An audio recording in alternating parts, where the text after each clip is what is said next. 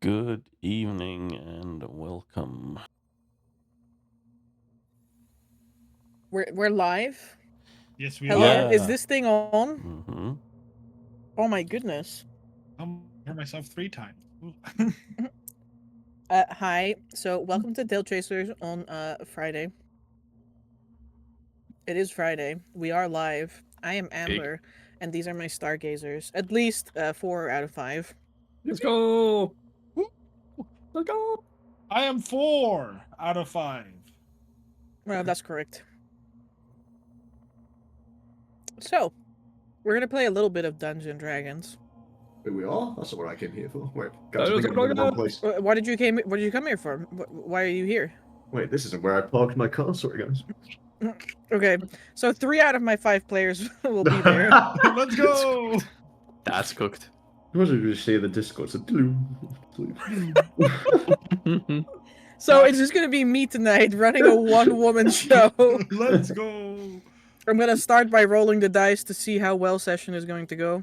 Oh no! I If love I- 18. hey, I'm going to if- do absolutely fantastic. It's gonna be a Oh my swell goodness. adventure, smooth sailing. I can only say that because my players will not be there, and as such, nothing could possibly go wrong for me. Oh my That's god! I so just true. realized that modern D&D podcasting is basically old school puppet mastering. Like people that used to just play puppets and entertain crowds with different puppet ads entertaining just with themselves. Holy moly! What a revelation! he can't come back from this. He's gonna be thinking about this all night. Well, he doesn't have to come back from it because he's going to be the puppet in a moment, and I will be the puppet master. Let's fucking dance. Yippee! Just be glad that you are marionettes in this scenario and not the old-fashioned the old-fashioned hand puppets.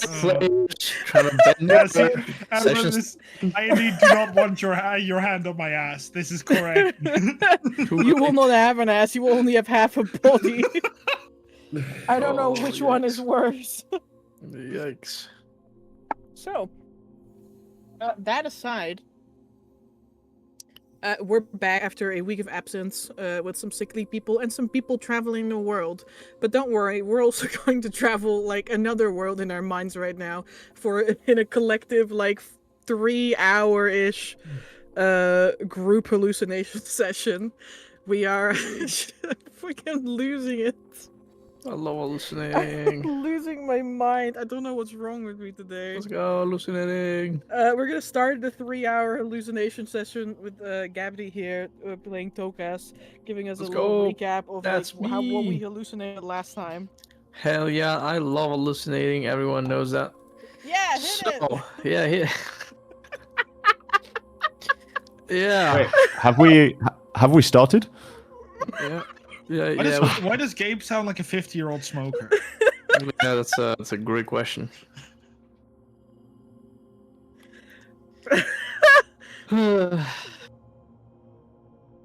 So, back where we left off last Friday.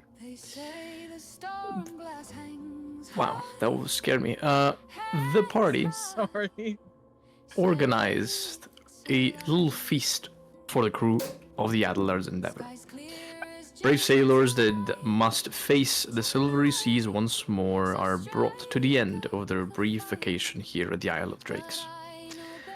After meeting quite a couple of characters between captains of vessels, men of war, and other forts of the Isle of Drakes, Tokas and Jace compiled a list of people invited to this modest banquet rented out of a plaza in the main island of the Drakes.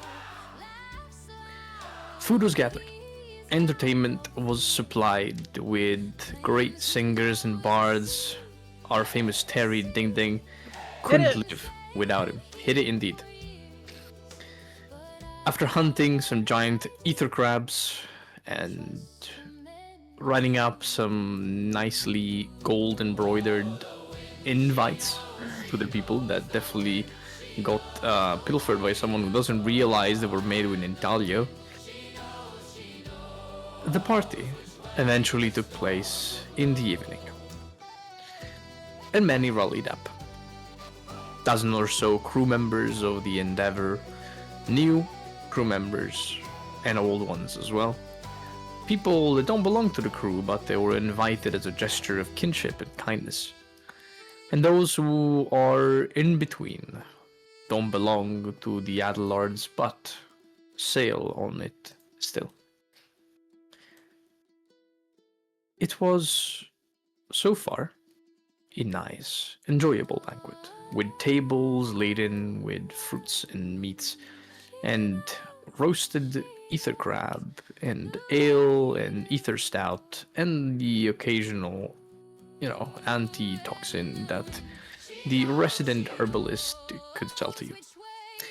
People chatted, people interacted, they enjoyed each other's presence, and up to this point, no brawl has begun and no fight has erupted, but you never know what pirates and scallywags might do when in each other's company.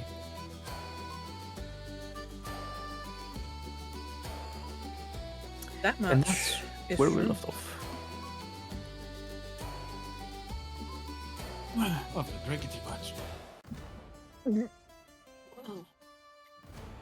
Says Zarius, who's been sitting mostly by himself this evening, or at least away from the rest of the party, and instead with quote-unquote Ocean the Bard. Peglegs and Anka has also been moving between this table and the table that Remy is seated at. Very nice. Be so Oh.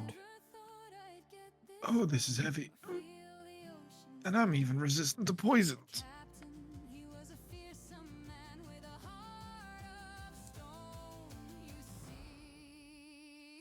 Peglegs, he plants both of his meager elbows on the table.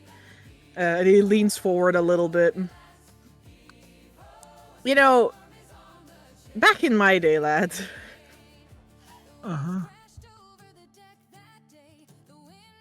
He kind of points over his shoulder at one of the kegs of ale on another table. I could down one of those by myself. I'm pretty sure you're only 2 glasses deep. Hey. I'm sorry. I've just been hitting wrong, Not having enough food, it just doesn't get in right.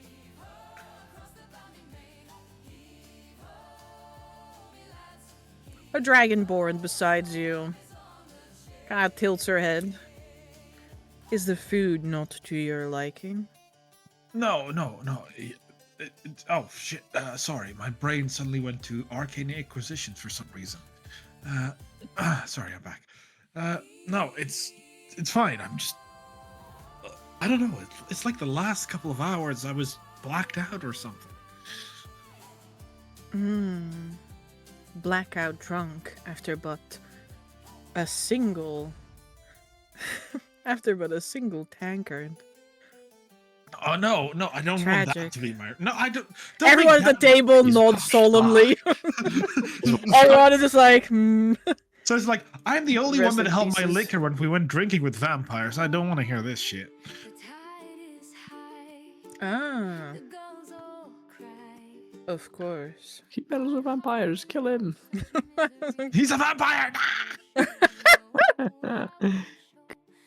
Lad, That I thought vampires drank blood.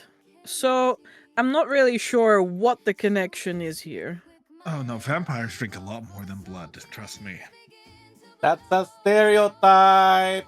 That is offensive! Also, I raised by 2! See? Come on, guys, don't be racist.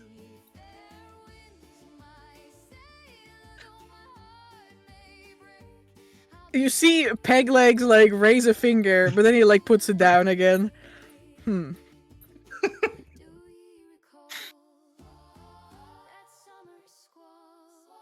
Where we're from, there's an entire nation of vampires. So, how does that work? Well, Yes, I too am curious. Like obvious bloodsuckers, the upper elite is vampires, and everyone, that has a job is a commoner working for the vampires. Again, I mean no offense. That sounds rather messed up, if you ask me. Bro, it's like, I know he would not say bro. It's like, Bro, our guy like raises her skill, bro. it's like, friends. Everything where I'm from is shit. You've got people that will kill you for having magic. We've got nation that is led by vampire. We've got nation that is led by a very wise king. I say as I remember that some of the crew is from there. We've got a nation that is, great and pretty and full of very well-meaning merchants. We've got the north, which is freezing cold, and it's actually where some of the population still lives that originally inhabited the planet. We've got demons. We've got an alive metallic tree thing in the mountain, and it's all not very great. Forget the 4 prophecies that are designed to end the world or something like that. Yeah, Vince is like, forget that. It's like, yeah, there's like 4 prophecies that the world's gonna die. Everyone at the table kind of like goes silent and like stares at you. Mood killed. Murdered. But this place isn't, and we're just having some fun. Honestly, the most fun I've had in any time of the travel in a long time. Vittorio, not now! So, speaking of vampires, this is Anka. I turn.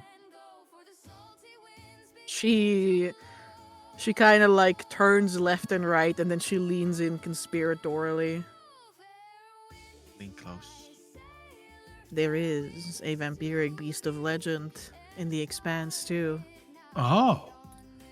Aether vampires, bro. No. Not the Aether vampires. No. Mm-hmm. Well, I'm all ears.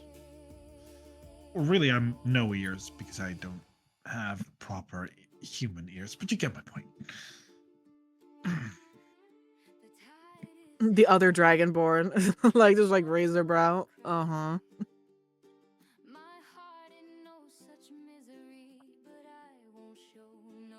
It's a little different than your average blood-sucking vampire, but it is a sort of fish-like creature, and it is only tiny. But word has it that when you pick it up, it will drain you through its skin. That sounds terrifying. How big is it? Is it like he does like hand sizes? Like, oh, what size is this fish or creature? She kind of like holds her like broad arms like a little bit apart. This thing is, she's like indicating something like the size of a cat. No, it's What like, I've heard, anyhow. yeah. I've heard of things like a flying monkey that live here. Insane. Can't be true. I don't even know what a monkey is.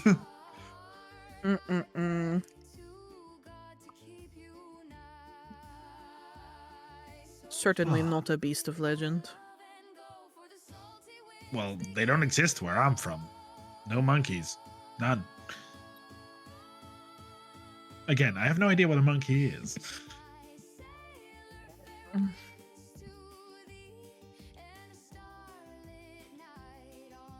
Well, it's kind of difficult to explain without offending half the people at this table.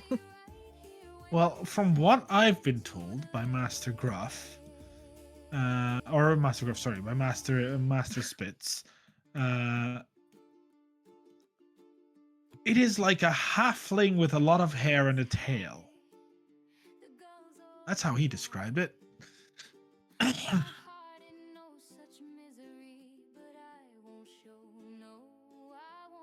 She scratches her scaled head.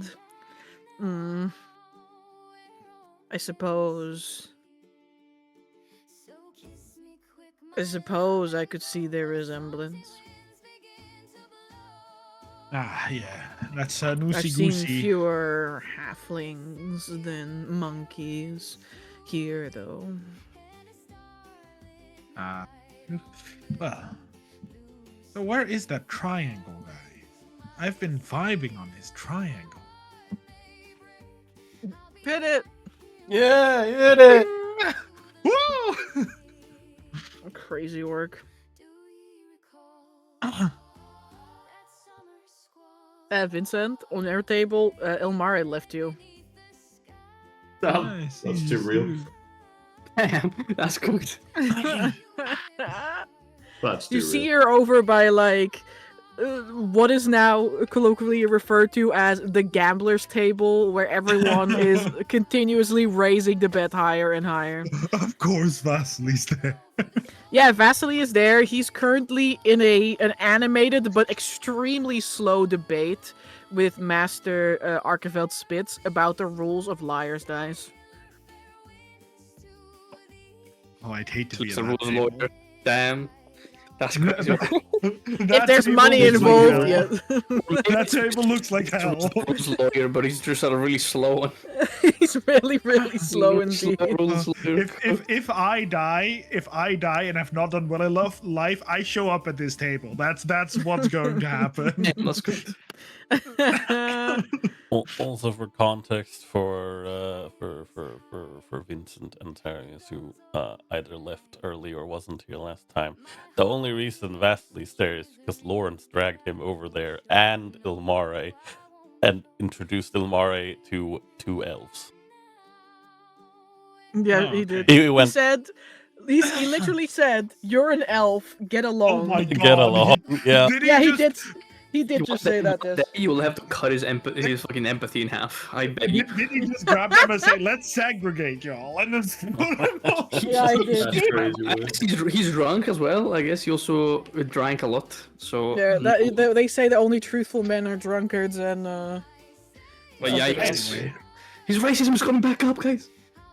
It's like I slapped the table. Anyway, I'm gonna need to catch up with some of my friends because again, I feel like I've been blacked out for the last hour, or 2, or 3, or even day. of course. The group almost immediately turns away from you as Peglegs leans over the table and he says, "Oh, the Bloodlash. I reckon you've never faced Atropos, because I sure have." What? What the fuck? It's not even me. He's actually been abusing Atropos. We should actually isolate him. He's been abusing the crew. I need to. Yeah, Togas, your ears perk up, you hear Atropos. Your sense goes off. I like eat some sausage, like side eye, peg legs. Tell me more about that.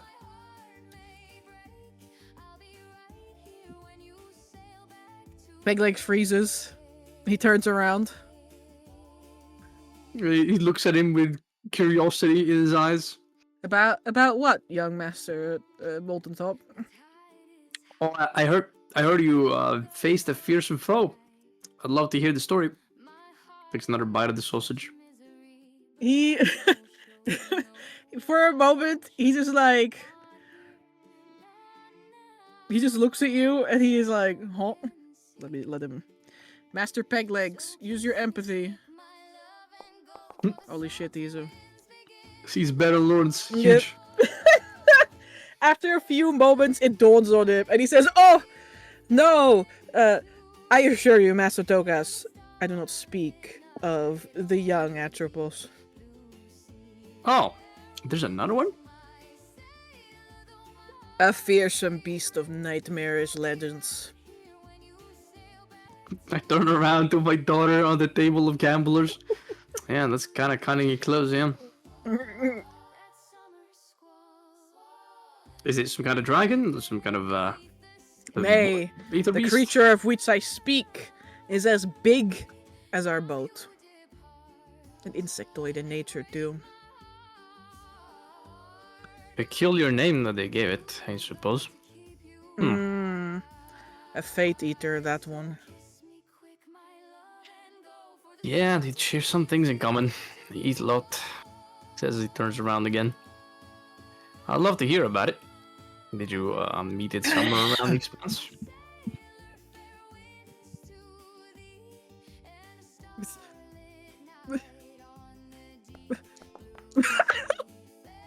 I did! Ah, where? Sweating.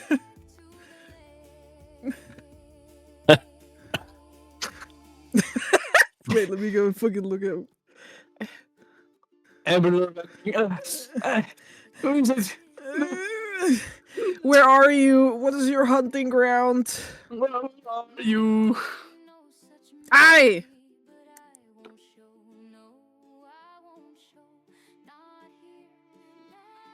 In the doldrums.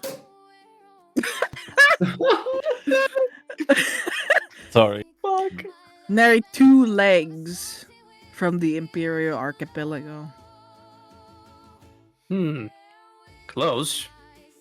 For a creature that size, I think that would be very dangerous. We barely escaped with our lives. Fortunately, it does not feast on the people here as easily. What does it feast on? The ether? Hey. It feasts on those who take a little peek into the expanse, you see. We get travelers here, but not like you and me who walk with our own legs.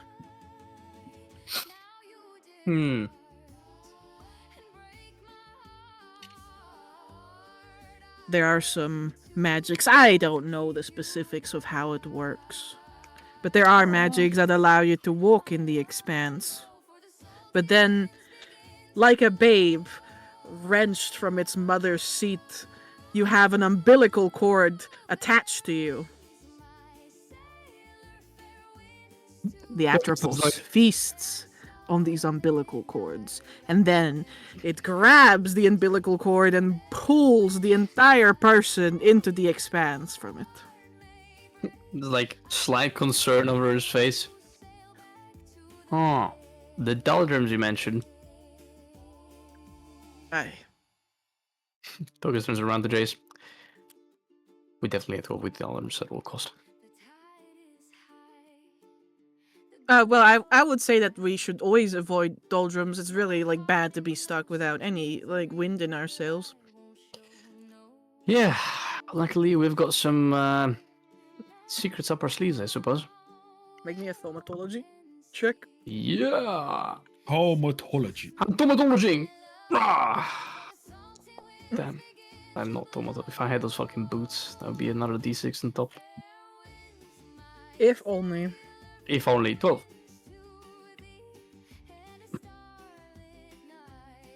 You don't really like the exact like magical phenomenon that he's speaking of is not really it doesn't land with you in this moment.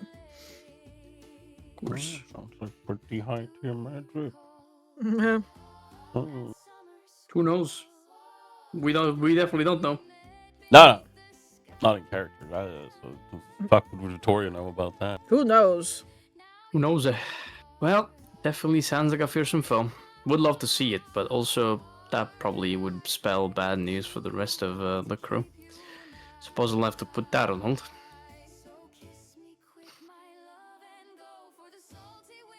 That's but one of the many, many monsters that I faced. I would love to see them. Maybe one of these nights we can probe into your memories a little bit. He just like his eyes go wide. Excuse me. Let me pick your brain. With that, I mean eat it. Yeah, go down memory lane, so to speak. That's a proverb that I hear used. Though I suppose I can also record them for you if you'd like them on a more physical aspect, if you'd like to relive them more vividly.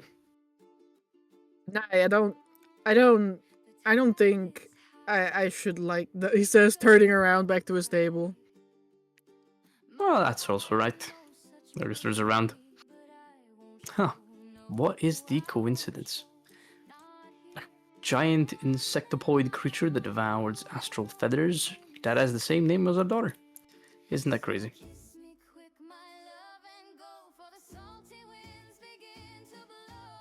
I don't like what you're implying. It turns around. But what am I implying? I don't know. Some sort of like bad faith on like her name, and I would prefer if you didn't. Oh, no, that was just me being amazed at the coincidence, I suppose. Yeah, but I don't like I'm trying to say that I don't like the coincidence because I don't believe like in coincidences and stuff. Ah, I understand. Well, Everyone knows that every NPC needs to have a unique name. It is not possible So for two true. people to have the same name. oh, Yeah. true.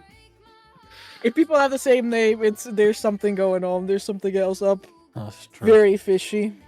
Oh. He kind of turns around back to the gambling table.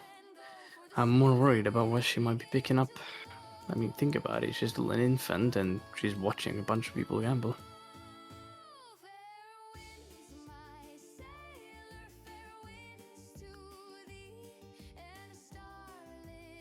Jay starts to look worried. Yeah, it's been hard, you know, trying to figure out when I should let her find things out on her own and when I should just yank her away. I mean, she's but a babe. I don't know if she's even supposed to go on discovery quite yet. I don't know if she's ready for it. I think that's the difficulty of parenthood, right? Yeah, I should have read more books about it. I'm afraid that like reading books is not gonna get us all the way there. You're right. I need to find a parent. Toby turns around to Jackie. Jackie, have you ever had kids?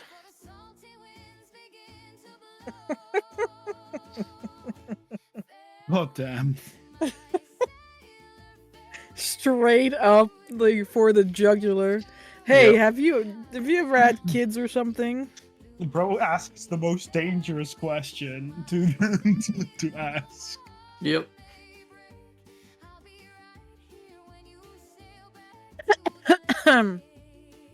You you turn to Jackie. She's currently like leaning in towards Taldros.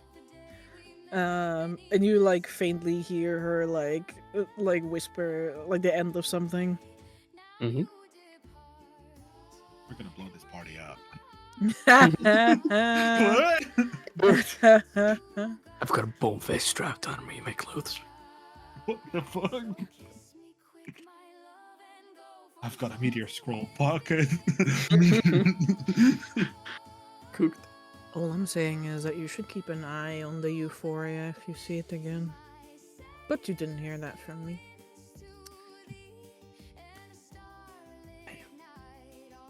Taldros raises his mug of ale like to his big lips, and he like takes a sip from it and he says, "Jackie, I'm but a cook." They chuckle to each other. And then Jackie turns to you. Kids. Yep. Any children whatsoever?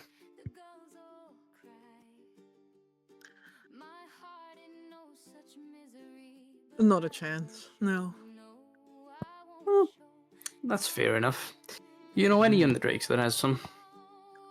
Oh, What the I'm fuck? sure that there are plenty of drakes with plenty of kids in plenty of ports.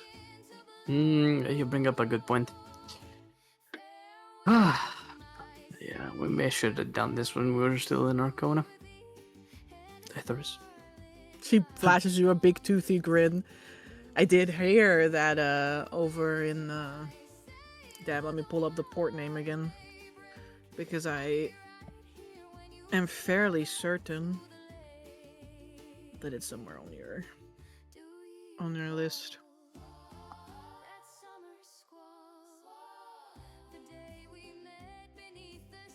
Oh yeah. I did hear that there is a number of little half elves. She says, like motioning like a small like size thing with this like strangely like purplish looking hair over in Port Splendid. Yeah. I definitely wonder who that is. Suppose we not gonna find big role models around these parts. I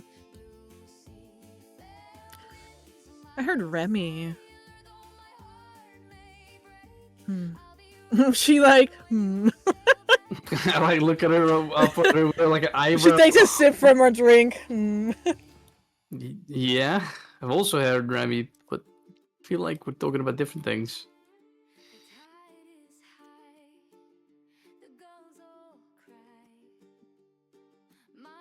He's had kids. Huh. Well, I suppose he's a likable folk. Though, I didn't see another. Well, I suppose we'll leave the specific for another time, he says as he stabs a piece of cheese and puts it in his mouth. No, I'm gonna go requisition my daughter because gambling time is over. He steps up with the stool and passes by.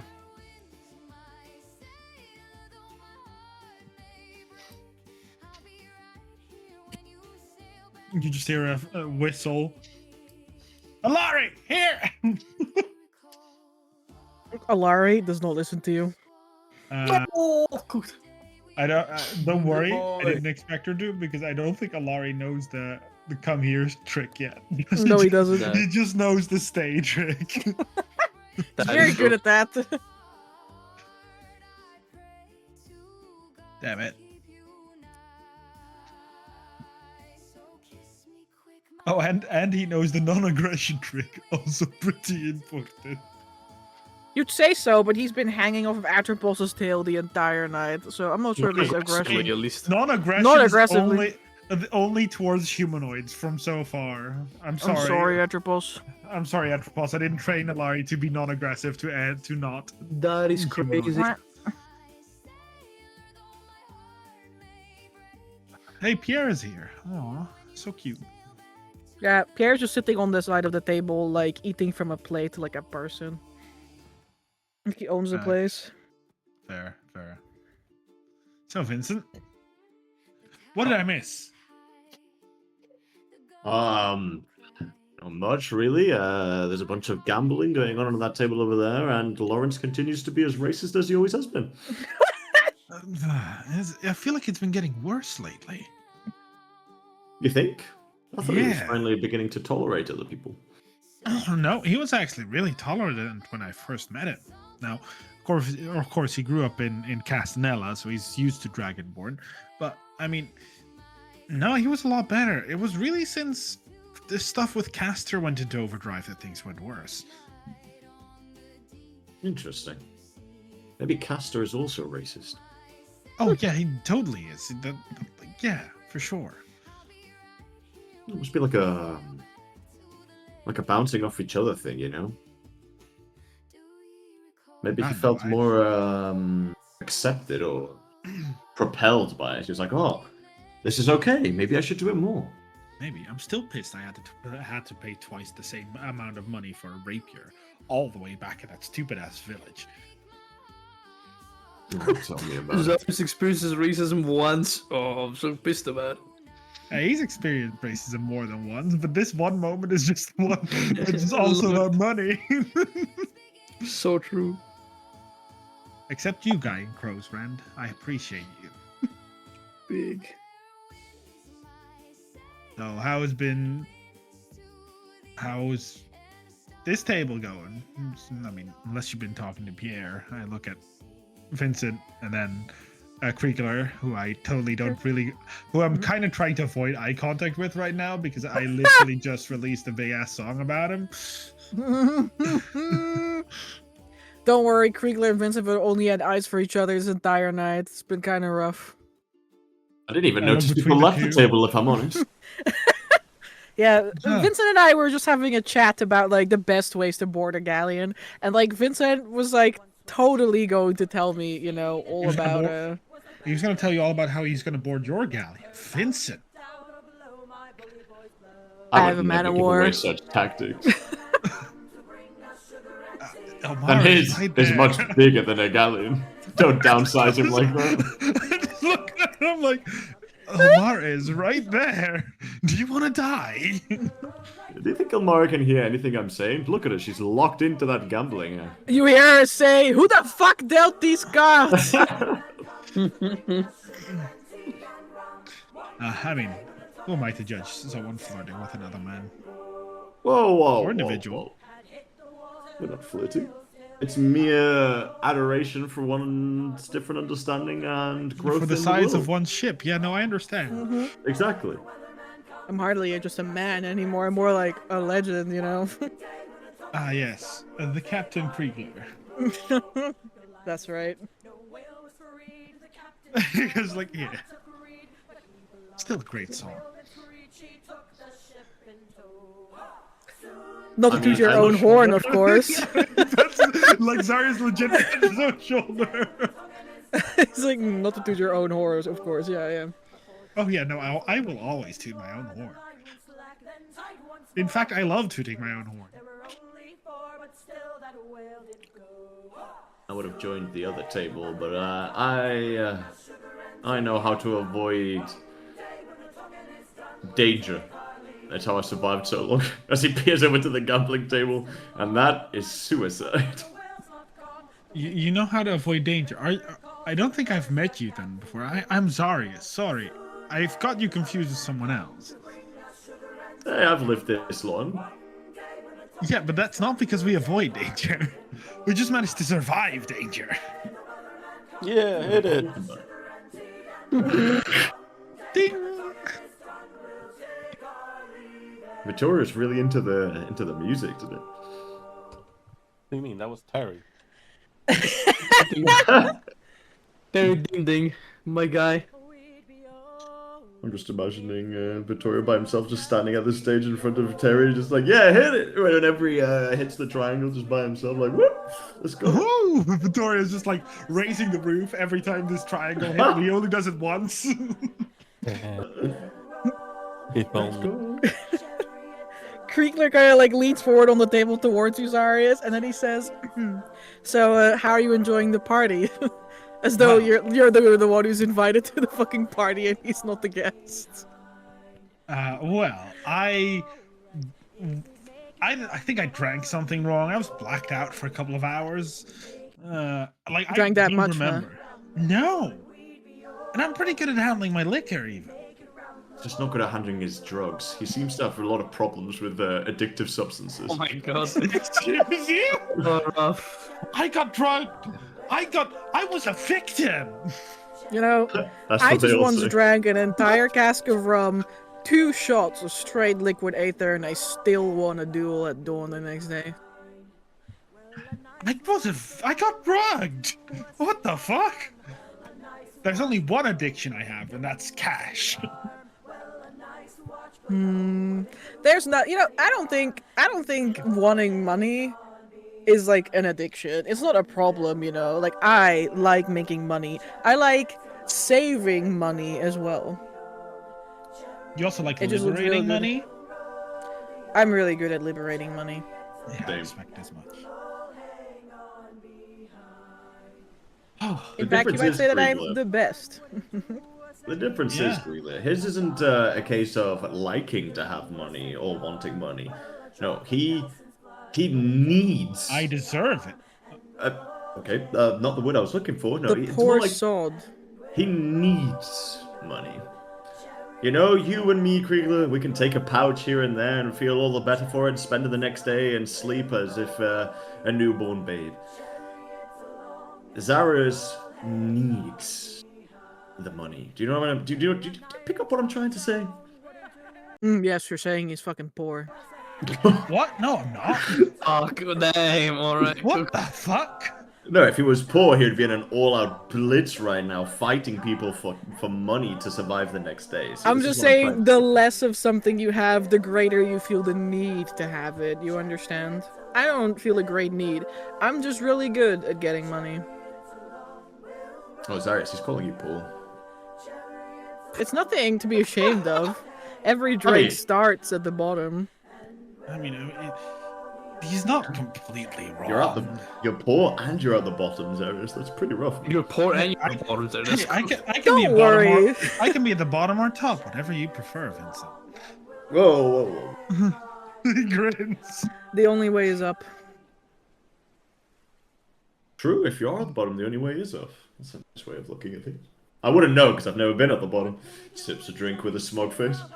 I mean, sometimes it's nice to be pampered. Also, you've never been at the bottom? I kind of looks at Omare. I think we're having two different conversations. I can't help but think that I'm having a different conversation than the one you're having, Zarius. But also, I'm not poor. No, of course. Like I said, it's okay. You can admit that you're poor. It's better to just... I mean, the first step is, like, acknowledging it, you know? You're around good company, you know? If you're gonna accept it anywhere, this is a place. Me and Krieg are gonna accept you. It's okay. And, like, I like you guys, you know? It was... This little party is cute. Yeah, I would say the And same. there's just, like, something about you, you know? Like, I'm not really sure what it is, he says, smiling at Vincent. Okay, yeah, I'm catching 3 vibes going on here, and none of them are matching up. Look, all I'm saying is... You're not too bad. Mostly by association. But I can help you with your poverty problem. So I have this new idea, right? Oh, let's hear this scheme of yours. It's called a Ponzi scheme. Are you familiar with triangle schemes? Oh, most assuredly, but that's not what we're doing today. No. So, I don't like spending money to get more money if I don't have to. I'm with you.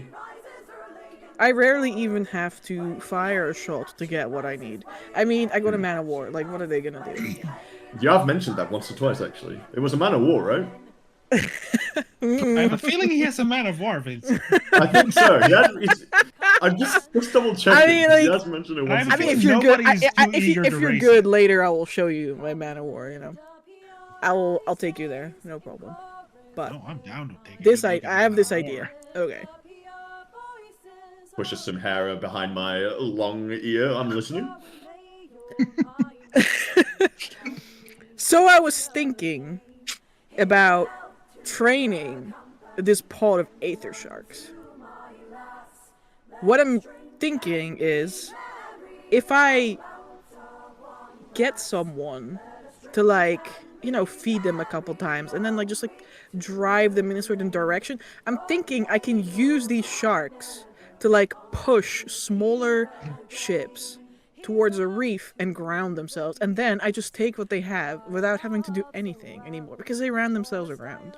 And we can train the sharks, I imagine. No problem. Ever since I stopped talking to my shadows, animals seem to like me a lot more. So I bet you can. I can't imagine. There's many ships that would be beached by aether sharks that you wouldn't be able to deal with your Man of... It was a Man of War, right? Yeah, it's a Man of War. Well, I mean, yeah. just one of my many ships, but, like, she's my favorite, you know? Oh, of course. I just imagine that the tamed aether sharks, whatever ships they are beaching, surely could be easily done corralled by your Man of War. Oh, yeah, I mean, yeah, but, like, here's the thing. I'm trying to help your poor friend here. And your ship is just not as big, you know? You don't Whoa. have to keep saying that. It's not about the size, Kriegler. Sometimes it's about the person captaining the motion. Well, yeah, I mean, of like, I that totally boat. believe that and all, but, like, if a merchant ship, like, sees you coming from, like, the distance, I'm like, no offense, but you kind of low-key also look like a merchant ship with your little flag and whatnot. So, I'm not sure if they're going to be impressed by what they see. You don't have a lot of reputation. You're not really scaring people. It's like you can catch them off guard, but you're like you're going to be using a lot of ammunition to take them down. You know. I'm just saying the sharks is foolproof. I mean, sometimes it's just about giving a barrel of gunpowder sentience, then giving it the ability to fly, then sending it to its death towards someone's mast and making it explode. Some people might have big boats with big cannons. I've got a small wizard with a big cannon, okay? Oh, yeah, I mean, I have some deck wizards, too. You know, like, I'm pretty confident with what we're packing. I could just teleport that 2 people on a ship. It seems like a terrible idea. And what do you mean? Also, we're going under the cover. I've never heard a worse idea than teleporting 2 individuals onto a ship full of crew. Teleport right at the bottom deck. Use your big boom explosive wizard to send explosive. Teleport back.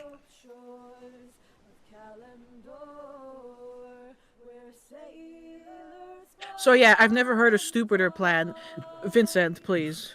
What? Don't worry, yeah. It will always be my plans that we enact on ship fighting. Trust me, don't worry. We just have to sometimes... You've got this with your crew, Kriegler. Sometimes you just gotta have to, like, you know, the lesser people in the crew, you gotta say, yeah, that's a good idea, man, but... Oh, yeah, it's totally... Okay, here you go, buddy. It's totally... Okay, my crew is a shipwreckers, right? But even I'm not stupid enough to sink ships on the Aether. Exactly. Sometimes you've got to, like... But, like, otherwise, pat it's a them really on the good shoulder. idea. But, Krieger, in the past week, how many people have you patted on the shoulder in your crew been like, yeah, that's a good idea, buddy, but I'm just gonna go with this one today, you know? Like all the time, because the people in my crew are not stupid. And also not poor. Exactly. Sometimes you just gotta let people, like, think they have really good ideas. Like, it's a good morale boost, okay? Like, don't act like you come with all the ideas. We listen to Tocast 90% of the time. Yeah, we do. Exactly, Etharis. We're all listening to the good. We had three captains because you weren't good enough yet. No, exactly. No, yeah, totally. I agree. That's exactly what happened. I look at Kriegler, like roll my eyes. Like Kriegler is like leading on one arm, but he says, "Do it then, Vincent. Pat him on the shoulder and tell him he's doing a good job." Pat him on the shoulder. You always do a good job, Zach. Don't worry about it. Don't you fucking dare! Don't you fucking dare!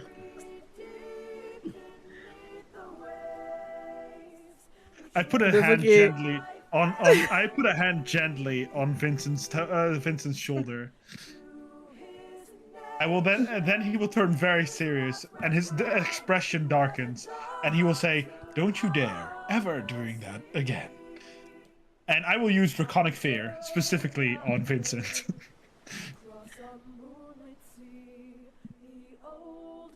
Where is it? Where is it? Where is it? I can't find it. Here it is. I need a wisdom saving throw. But I am the wisest member to have ever existed. Naturally. You are frightened for 1 minute. It can repeat this. You can repeat the save if you take any damage. Noted. I don't think I'll be taking any damage. He just looks at you. Don't you dare ever doing that again. Oh, I would never think of doing that again. Good. Good.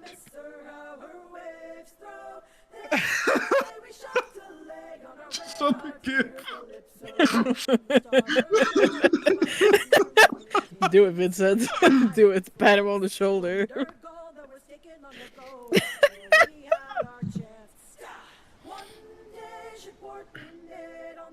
Vittorio, how is it going with you? Well, I just gave myself a cough fit, but otherwise... Oh, otherwise you're fine. Yeah. If I recall, Vittoria was in the midst of trying to organize a drinking competition. Mm-hmm.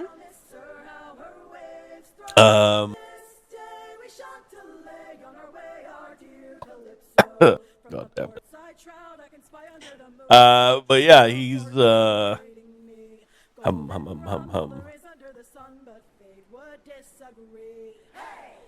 Yeah, he's gonna try to start this little drinking competition. Who are you inviting? Literally anyone that wants to sign up. What are we drinking? It's the more important question. I don't know what drinks are available here. It's mostly ale. Yeah, Only ether stout. then ale works perfectly.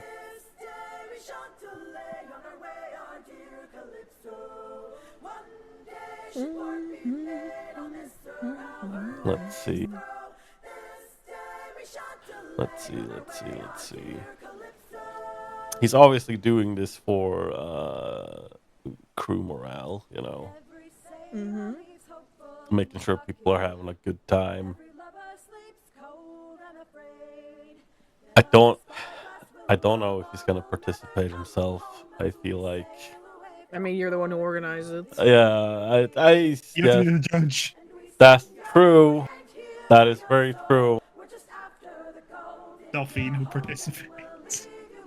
Hey man, if Delphine says she wants to participate, it's like not really gonna stop her. That's rude.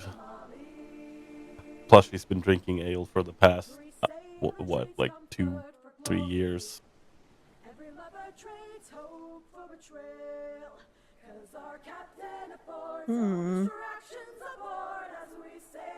But he also knows that she's responsible in some regards. But yeah, no, he's like, he looks at Talros and he's like, well, I guess we should get this drinking contest on the way.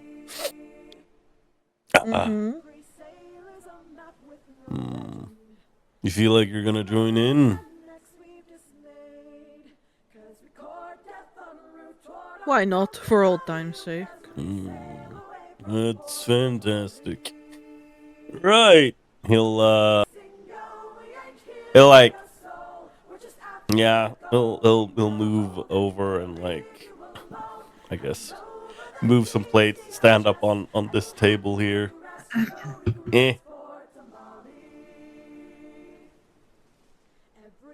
Like, all right, if I can have your attention. Turns.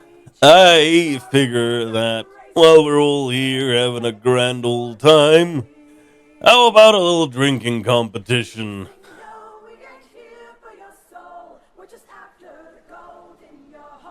The drink of choice will be ale, and the prize, well, prize will be something from my personal garden.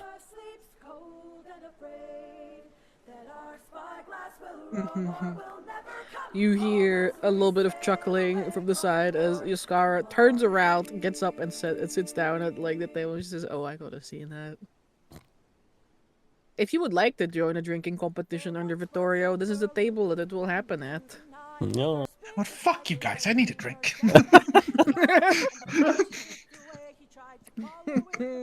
Where's eyes? Watch him like black out again.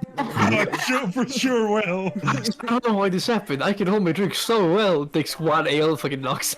What do you mean? I'm proficient in fortitude. Big. Giant Remy sits down at the head of the table. Oh, bless him. I sit down pretty confident. I look to my right. I'm like, fuck. I'll, Drink me under the barrel, sits down. Oh, well, alright. I'll look over to Kriegler. I guess I'll see you at the table then. Oh. This one that's gonna end in a duel as well at dawn.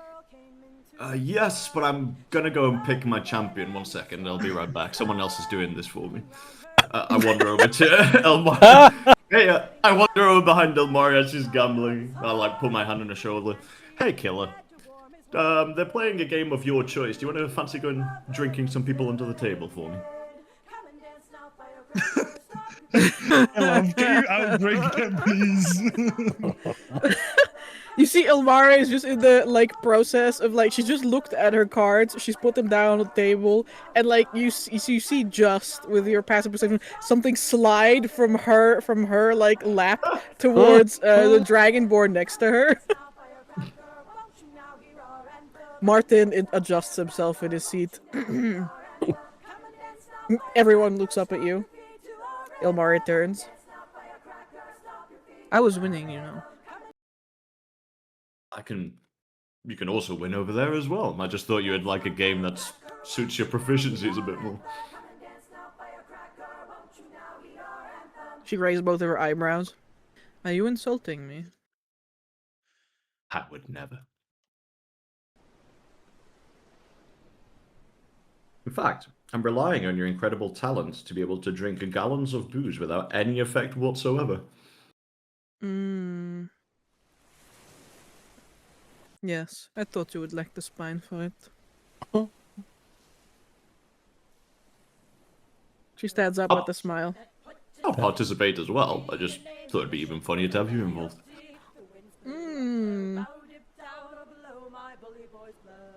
Try not to vomit into the barrel that Emil is hiding in. I'll do my best. No promises. Sorry, Emil. That poor Meru. Vincent bows at Ilmara the joins table. the table. Gentlemen, you've probably been swindled, but I'll be right back. I look to my right, like my confidence sinks. I looked a little bit to the left. I feel like I should just leave the table. Martin, like, taps his clothes on the table and he says, "Cool." He will raise with the whole gold coin. Damn, 1 gold. Atropos is dragged away from the table by Tokas. Damn. So does that mean that Alari is also dragged away from the table because he's biting? Yeah, he's dragged by virtue of being attached to her tail with his beak. No. Atropos has a gold coin in her mouth. Did you steal that? Good girl, good girl. What do you mean she won it? Teaching her horrible things. Did she win? Actually, maybe that's true. You're right. Yeah, she wanted gambling for sure. Amber, I will... Suddenly, Eric will feel a shiver go down his spine as through the crowd I have locked eyes with him. He like freezes in place and like very slowly like turns. Their eyes meet. Yeah, Victoria was looking at him and was like gesturing for him to come over. A shiver goes down his spine again as he remembers that he has really bad constitution. That almost is so bad that it almost killed him. That is true. This is rough. He's like, "Oh, glad you joined us, Eric." Oh yeah, I mean, you know me, I'm basically Yep.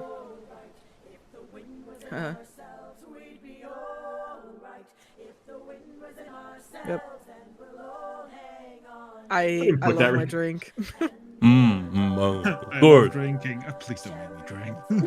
I love drinking. I think everything will be fine. He slaps him on the back. Already is too much. He hacks up a lung. Damn, You killed Eric. Look at that. that's crazy. Poor Eric. Poor guy. Let's have a look.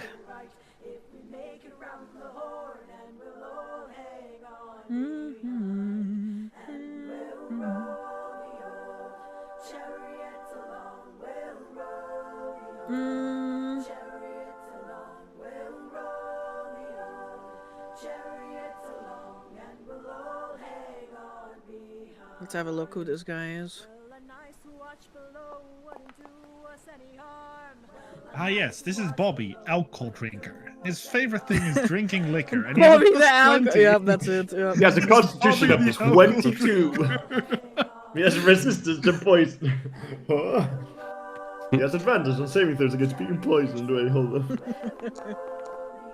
That's crazy. Okay, that's some name indeed, but whatever. Yeah, I mean, at least one normal crewmate is joining. That's nice. Yeah, his nickname on the crew is the Reaper, so... Hey, yo. Midnight Reaper. The fuck? The fuck? He just casually sits down next to us. Oh yeah, guys, they call me, and then just suddenly this dark cloak, the Reaper. You're going to die tonight. Blazer. To you, his last name is just Picardo, so like we don't worry about the fact that people call him the Reaper. I understand. Kind why. of Xbox Live meme looking ass guy is this? Yeah. So I'm going to drink with pretty much like not just these two terrifying drinkers, but also the guy called the Reaper. Why is Vincent and Eric the least scary people here just banned Because by we're the how biggest, they look or because sound? we're the biggest lightweights here. me and poor Eric have no chance. That's why I brought backup.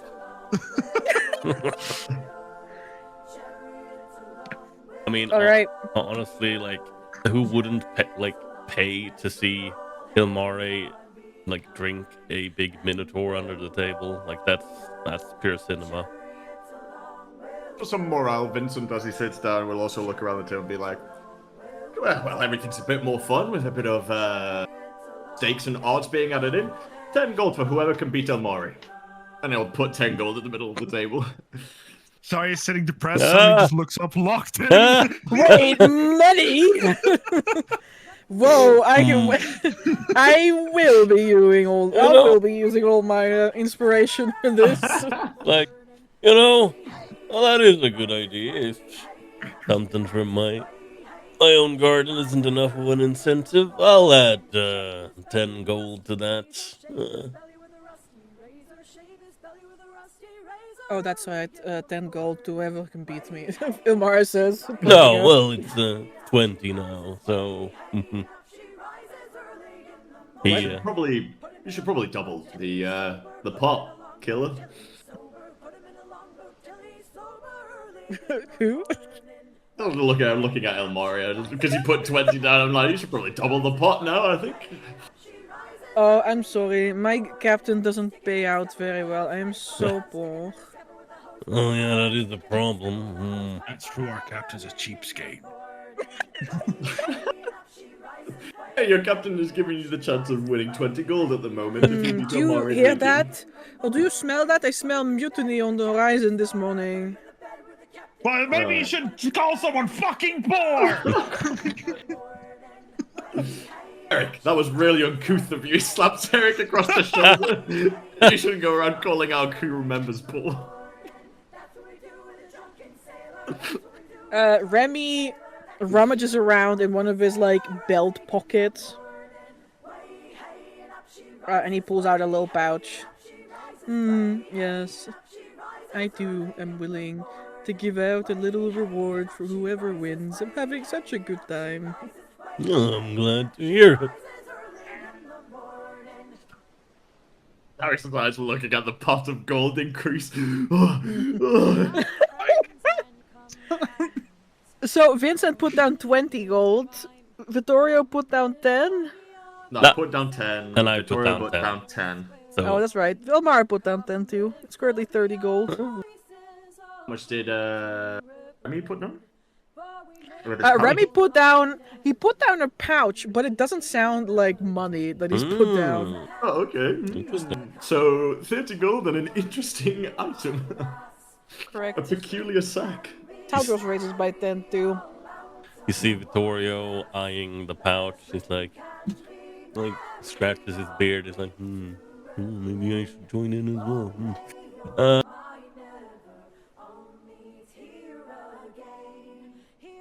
Reaper's never seen this much money in his life. He's like, Golpa. So, Zara, so you gotta spend money to make money, adding some in? Like a good friend of me just told me, I hate spending money to make money. But I'll put in a fucking platinum piece. That's the spirit. I hate you.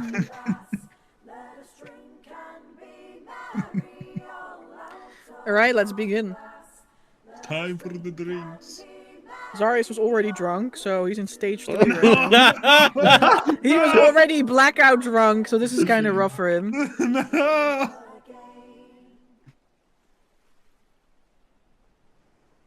Vincent absolutely gulping down as much bread as he can before sitting down at the table to try and like solidify a base for the alcohol.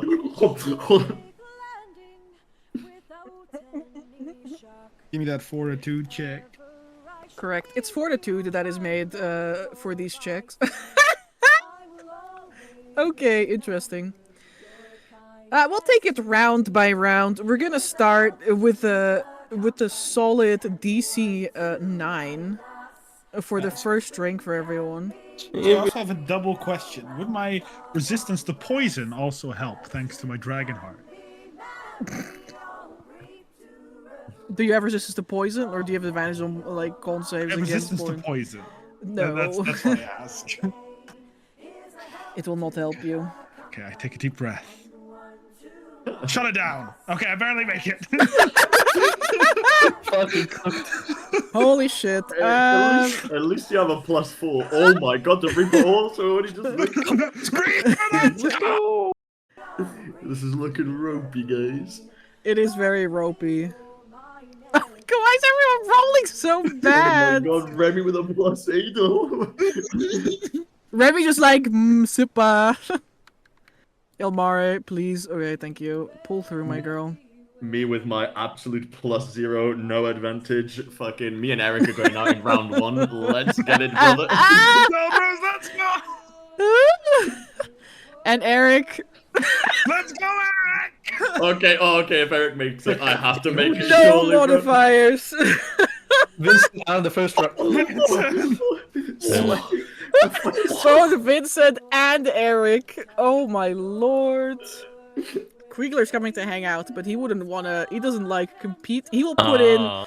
He'll put 50 gold on your pot, but he feels bad. He's gonna drink, but he's not gonna compete. You see, he's here for the fun. I mean, yeah, I was about to say, like, after Victoria sees everyone taking their drinks, he's also drinking, but he's not competing because he's the person who what's it called? Organized it. Yeah, thank you. Yeah, you got the 100 gold in a strange pouch in the pot right now. There you go. Zarius' eyes are fucking wide. 100 gold? What? I look at Reaper. You and me, Reaper. You and me. He clasps your hand. You and me together. As he takes another swig. Round 2. Round 2.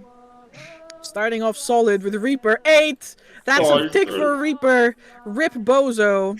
Oh my god. Zarius going strong. I don't know Is it what like Put DC in plus because 1 we can- foot. It's 1. It's 1. The DC goes up by 1 for each drink. If you fail by 5 or more, you're fucked.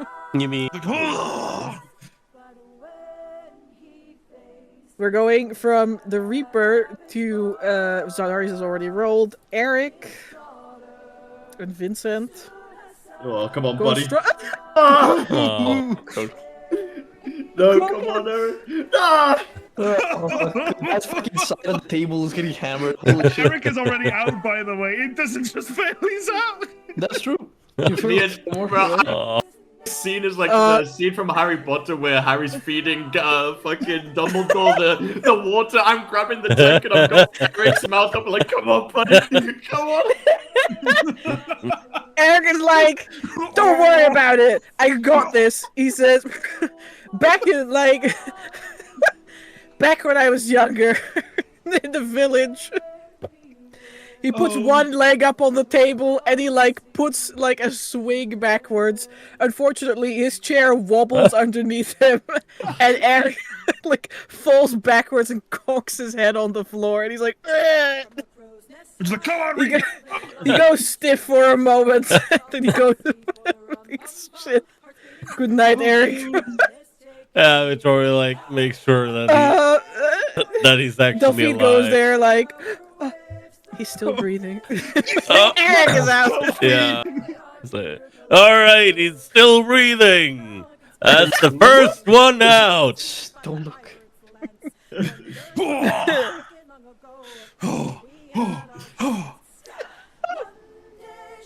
Omar, like weed. easy work. That's like Ilmara is nursing her fucking drink like it's fucking nothing. And it's the second fucking ale. Yeah, it's crazy. This guy passed out on 2 ales. Poor Eric. It's okay. You don't know how many he's had before Yeah, I this. was Don't about worry to about say. it. Right. Oh, so this is here after enough. Oh, okay. Oh my god, this guy's huge, bro. There's still Taldros? Taldros. Taldos. Oh, Victoria's lagging behind. Victoria's already going down. His kid Vittorio is healing. hosting and he's fucking going down. Vittorio starts slurring his commentation like, listen. It's okay. Had it been a contract, Reaper doesn't feel it would any have been penalties. He is like, he's a little bit tipsy right now, but he's like, don't worry, we got this, bro. He says Gold on the line, Reaper, he's 100 like gold. whispering, just take it easy. The trick is to take easy sips.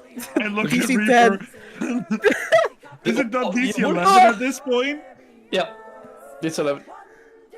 Oh, okay.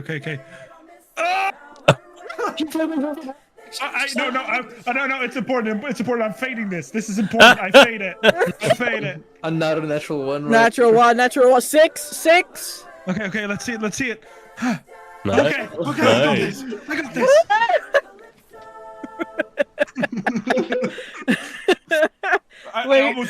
I see like my other light flash before me. It's like, no!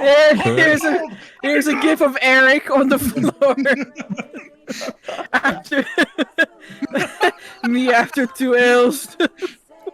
Zarus looks to the side and it's like that scene in Avatar when you see all the previous avatars, but it's just next to him.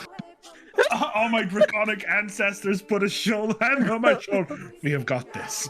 You need that 100 gold, Darius. Okay. Vincent, let's do it. I'm like grabbing Eric by the collar. Return to me. Oh.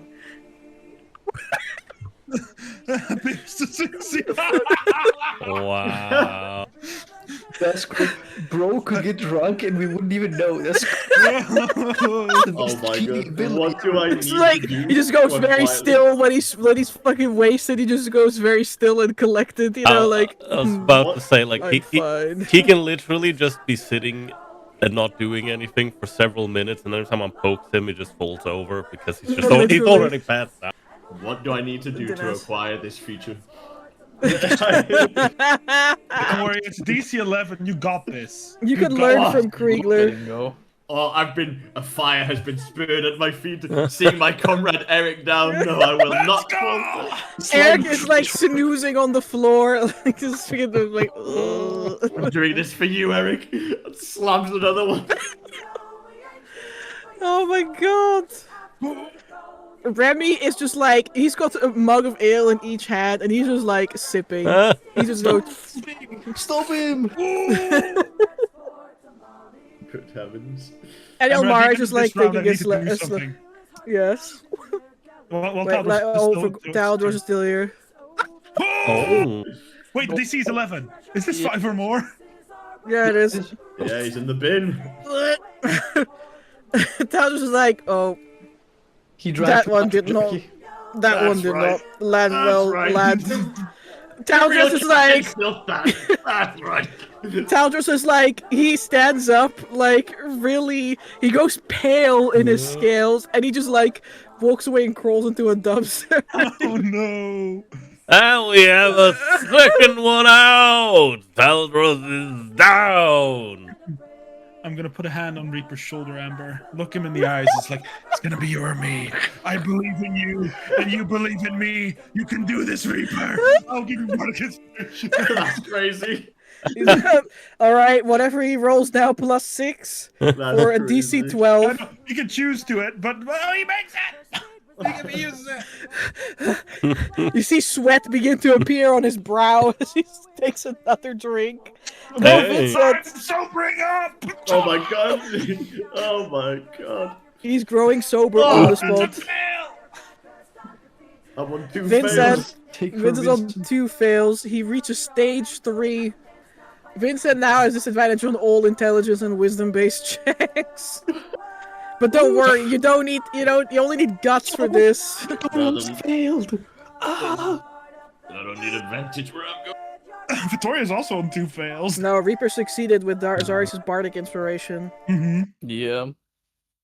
And Victoria's on 2 as well. I don't have Ilmara just she's looking over the rim of her mug at Zarius and Reaper, who are having some sort of band of brothers moment over 3 glasses of ale. She's like, all right. No, Amber, we're not having a band of brother moment over 3 glasses of ale. Oh, shit! Oh. First fail. Gaspies!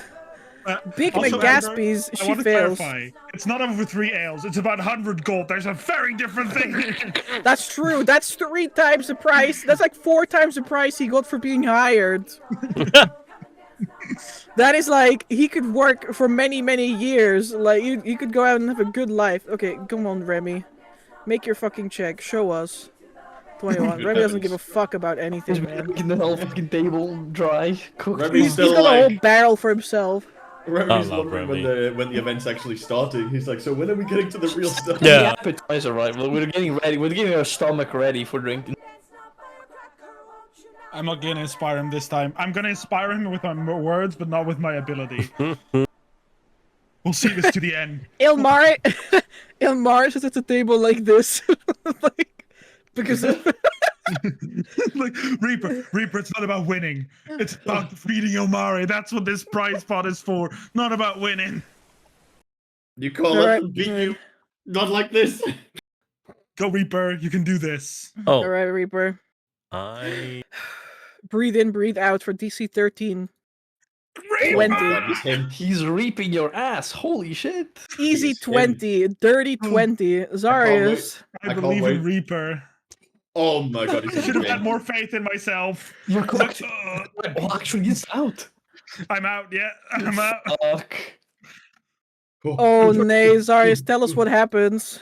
As I believe in Reaper, I don't really look at my drink. I am confident in him. I see him. I am so overjoyous that I shot this thing down in one go, not remembering that I did indeed eat like shit and was blackout before this.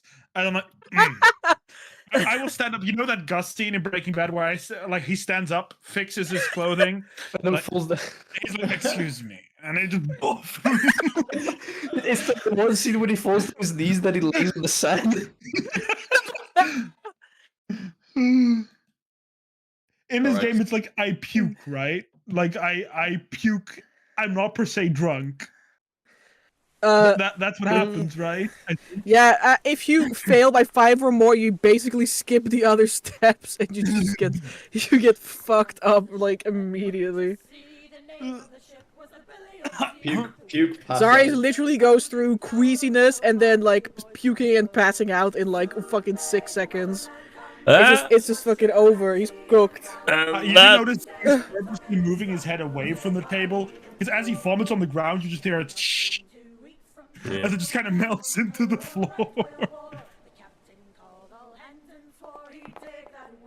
that's a third one down. Oh. Didn't he have a bonus on it? Down. Oh, I mean, even with the bonus. Wait, let me check. That's a plus 4. He's out. Oh, Yeah, no, man, yeah, the it's plus 13. 4 is not gonna save him. Like, a plus 4 more on top of it makes it a 9. Remy got Wait, No, 9? No, he's Then- safe. It's 4 difference. Yeah, it's it's true. one fail, Remy yeah. Remy takes 1. He takes 1. He gets a little smile on his lips. 13, right? Mhm. Oh, that's DC Victoria's 13. third one. Oof. Good god. Amber, can I be semi-conscious enough? There's something important I need to do. Of course. I believe Like, Go on without me. you have to win this for both of us. Reaper's well-being. He is stuttering as he looks at you on the floor. I like jitter. Sorry, yes, we're supposed to make it together. Oh my god. Oh my Okay, god. also, Ilmari still had to make one, right? Right? Ilmari No. didn't make one yet? No, should shit. be- rolled Yeah, 18. she got an 18. So he didn't need my inspiration. He still got it. He still got it. Reaper, you got this. That's And true. he's Reaper. literally on Yeah, the kicking- side of the table, hair down for the first time ever. His hair is no longer in a ponytail, hair down, head in his hands, like, come on, just one more. DC 14 and Reaper makes it. Vincent. Oh no. Come on, buddy. Come on, Vincent. Ah. Holy shit. He sees Arch fall down. Sips another one, slams it down. His hair is like Oh. Tarzan covering his face. He swips it back. Holy shit, Vittorio's getting drank down. Isn't Vittorio just passed out at this point? Yeah, he goes to his. It's his fourth thing, right? Yeah, but it's DC 14. Oh yeah. Ooh. Oh damn! I wish The these Game were- Master hits I- the deck. I wish these were con saves, man. Yeah, he drinks the mug just straight up, and then he's about to he looks over at Vincent, see how he's doing, and then he just fucking stumbles backwards and lands like over here next to Eric. Yaskara's like having a fucking right chuckle looking at all this. Huh. Elmara says, so like at this point the Game Master's gone, we can just put the button like, you know. No, Stop no. it! Don't you think of stealing that I'm walking off? Stealing me? I can steal it whenever I want to. You're staying until you see this through. Remy on fails poop. again. He's Remy is not losing. welling well. Oh, Loki want Reaper to win now. Lemmy is further gone than the Reaper. Just beating them, bro. Reaper Vincent are holding over dear life. with every round that passes, Reaper comes closer to an easy check where he will fail by 5 or more. But we have faith in him. Maybe he As, has a like- +6 still, for if he needs it. Oh, that's true. Nah, he wins. He wins this. DC 15. Let's see it. DC 15 with 2 people in stage 3, aka two people are drunk, which is Remy and Vincent. I gave Reaper an inspiration. And the rest of the table is tipsy or passed out. Give him an Reaper is a inspiration! I give inspiration from a recap. Reaper, take it. Fucking beat his butt. Alright, Reaper's gonna roll with advantage. Let's go. Oh, he has a +6. He makes this. He makes this. Alright, he passes the round. He makes it with a +6 from the Bardic Inspiration. What is this Vincent. sabotage? I feel like the odds are in my favor. That's alright, Vincent. You just have to beat the Elmara. That's all. Wait, fucking knocked out. No, there is an opportunity. He's doing it! I must seize the opportunity. Hey! Oh my goodness. Oh my god! Vincent takes the sip, he stumbles back a couple of steps, he looks like he's about to pass out, and you see him lock in, he's like, no, not yet. He has the fucking avatar scene again. But this is all the fucking dark elves in the universe. Somewhere in the expanse, Atropos looks People up. are immune to poison. Don't you fucking dare, bitch. A fate point has been used. Or Ilmara, let's see it. What do you mean by that? Wait, hold on. Oh my god. Roll Hey, an actual Remy. one. Oh my god! Remy's cooked. Remy, Remy, that's all I'm after. Remy has been sitting here the whole time. He's been calm, peaceful, in his element. He's drinking like a big mug because he's he's literally twice your size. He's been drinking these big mugs of ale, like nothing is going on, with a big smile on his face, having a little bit of like chatting, and then suddenly after taking this drink, he just like sits still for a moment. He goes cross-eyed and he goes and fucking passes the fuck out without saying anything. He just hits the deck. Oh my god, he's cooked. He slams his face into the table like. Poof. I shakily grab Reaper's leg. Our children have told stories of you winning. They'll tell stories. What is this? I'm doing it for us. I'm doing it for us, Darius. You can do But this, you must Reaper. understand, I am just an unranked crew member. No, Reaper, you're much more than that. You're Reaper. You're Reaper. So, I know new boxes back home. That's what I'm doing. All right, Reaper. Go, Reaper. I can feel it. I see him. 11. 11 on a DC 16. Oh god. Reaper doesn't make it. No. Fate. Yes. It doesn't have fate. He Reaper like wobbles, he falters, he crumples over in his seat towards Uzaris. He leans in and he says, They call me Reaper. Oh. Because I harvested the fruit. He passes out his own vomit. It's all down to this. Just you and me, killer. I'm like stumbling, holding onto the table as I'm looking at Elmar, who's probably just looking absolutely perfect. There's a little bit of like her hair is like disheveled and she has like the wobbly smile on her face. Are you sure you don't want to give up? All you have to do is beat me, but like No, I will we can answer that. strike a deal, Vincent. There is only the only solution is winning. Perhaps another tankard. I'm still in it. I'm not out yet. You're in. That's just one fail. I'm still in. I'm He's just gonna still roll in. with disadvantage now. Oh no. Vincent, you're starting to feel queasy. You look at Ilmare, like there's 4 of her dancing around in your field of vision. I manifest this. Manifest this. All right, manifest it. Ilmare takes a sip with like a smile on her face, and then there is a moment where she like suddenly goes stiff. And she like turns around as though there's like something behind her, and she says, "Bitch, you fucking bitch."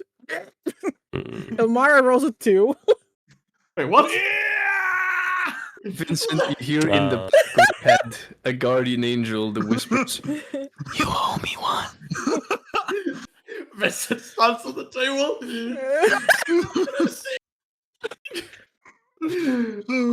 I got it.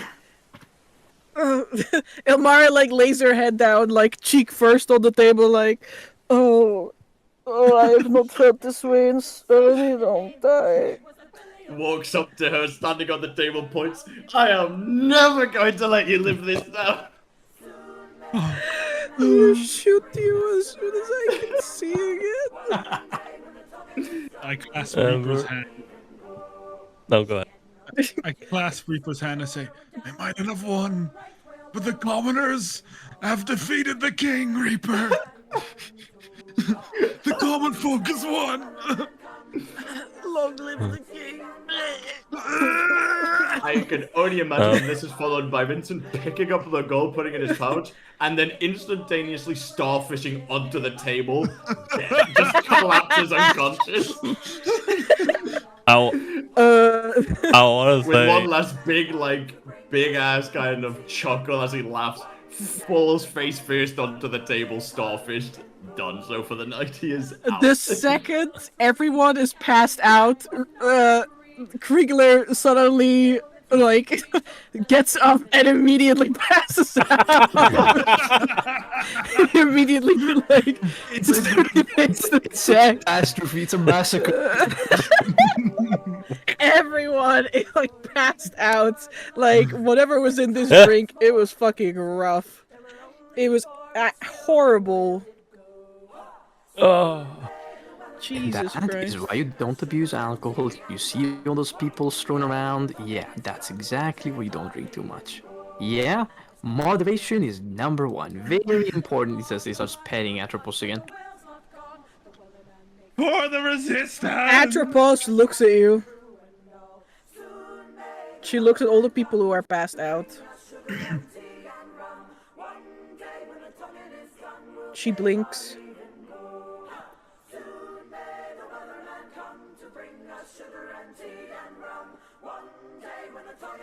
Down with the king.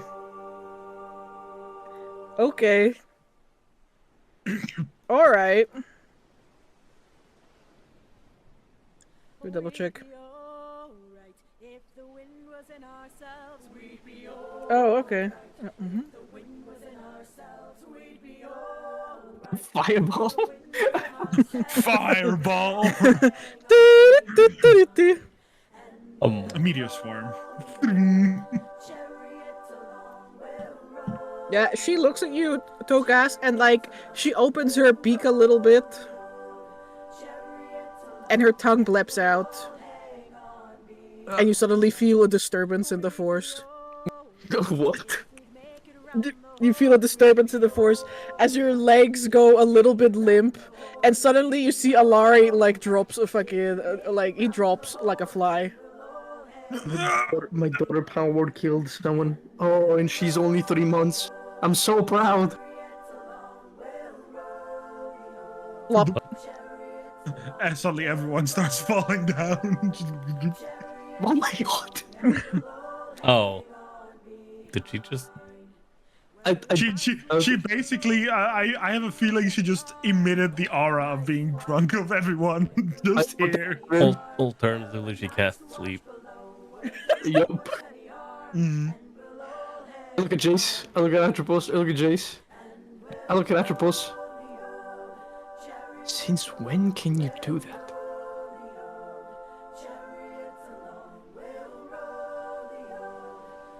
Blinka splinka. She pulls her tail free from like Alari's beak. And she curls up herself and sits down. I blink at myself. Okay. Conversation we're gonna have later, I suppose. Alright. Jason, can you pass me a mug? She's like also blinking. Yeah. I'll start drinking as well. This party is lit AF, and with that I mean half of the party is gone. Half of the Alcoholism. when you're sleeping. Alcoholism, the solution to all your children's problems. Just ask my. Oh, wait a minute. So, the rest of the night is basically a mystery to the rest of the party. Damn. You're cooked too hard. Yeah, a lot of people got cooked really, really badly. Worth it. Oh, good lord.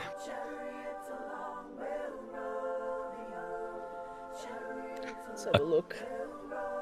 Can't believe this.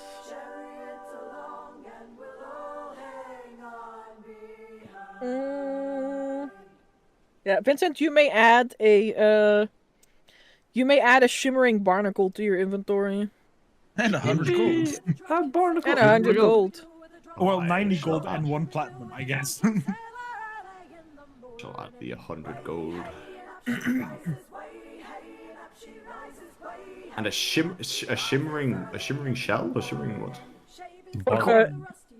Yeah, you may call it on your sheet a talkative barnacle, but like this is the thing in the pouch that Remy gave you. You got a barnacle that talks. You're cooked. Talking barnacle. Yeah, hit it! Oh my god, it's tiny Terry Ding Ding. No. What am I calling it in my inventory? A talking barnacle? Yes, a talkative barnacle. Talkative barnacle. What it does exactly, you'll find out when you're no longer passed out. I'll just put it as, The put it next- as common rarity for now, I guess. Since it's The asking for it. party eventually winds down. People say their goodbyes. Most of you don't remember how you got home. But you do find yourselves on your ship the next morning, with the crew in good spirits. You may add 2 metal to your metal pool. Yippee! Success. Amber, I have a very important question. And a reputation to your flag, yes? Ooh. Let's go! Can I roll a charm chest? Chest. For what? He wants to charm someone's chest. I want to charm Reaper. I want to have a good time with him. Oh, What? that wants to fight me. Holy shit. What? What? Sure. I have disadvantage, but I'll use my draconic blood to not have disadvantage. What the hell? Okay, yeah, sure. Very, Let's very take- important. The bromance to the next step. Please don't say that. Please don't look at the name of my ability because that makes this feel really wrong. Just Forceful know. presence. Just know. Well, cancel Zardius now. Point in. No, please. It reminds me a little bit of a meme I just saw in the redacted channel. Oh no.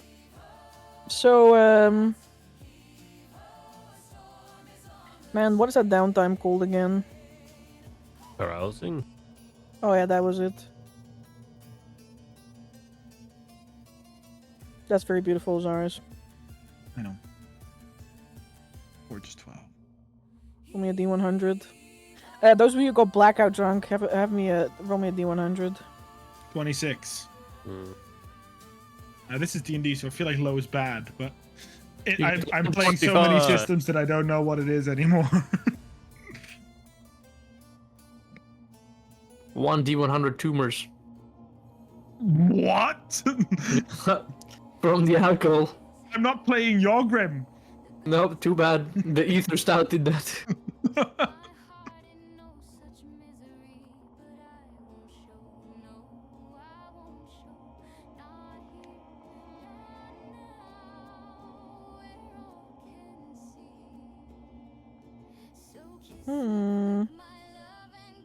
Vittorio, you do not wake up on the ship. Okay. Uh-oh. Except on a raft. Vittorio, you wake up on the beach, not too far from the port. Mm. Yippee.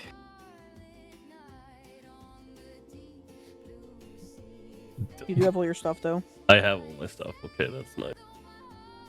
Correct. That's very nice. I should also probably check what else is going on today. Yeah, Oh you no. should. You just Let's have a look. he becomes a crab. Oh You wait, become it's 141 because I forgot the plus 10. No problem, I will check it out for you. The ultimate life form. I waking up on the beach as a crab. I mean, hey, I mean, you might That's as the well. life, man. That's the life. Azarius, you do wake up with in your bed. Yeah. Reaper's also there. I'm like, oh, shit. Nice, I guess. Nice. Nice, He's I like- guess. He blink ass, crazy. blink ass. He's like, I mean, I like to imagine he doesn't remember what happened. Like, all he remembers, even slightly, was him trying to encourage Reaper. But even at that point, he was already too far gone. he's like, he looks up at you with a frown. Did we make it? I remember me yelling, "Down with the king! Down with the king!" I have a feeling we lost, but one of us made it. No, maybe what like maybe. He reaches over and pats his pockets. Snow Hunter Gold in there. He says.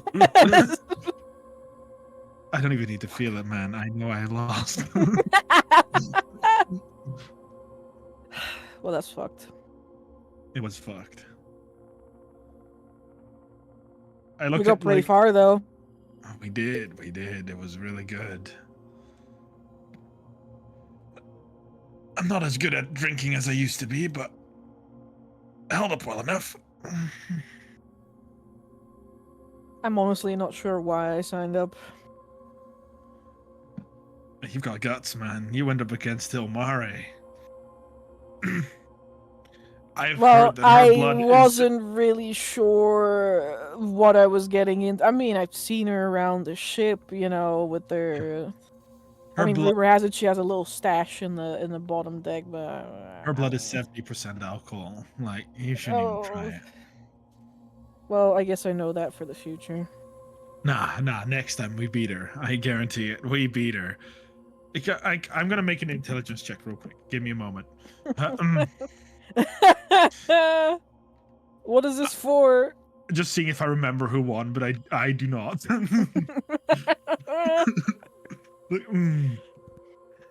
Next time we'll beat her. Maybe she won. But I grab Reaper's hand the same way I did yesterday. It's like, but we'll beat her. I promise, Reaper. He looks a little uncertain, but he's willing to believe you. No. Next time. Give me a moment. Am I on a ship, a part of the ship where there's like one of those portholes? Mm-hmm. I walk up to the porthole. Mm-hmm. One moment. Oh, fuck.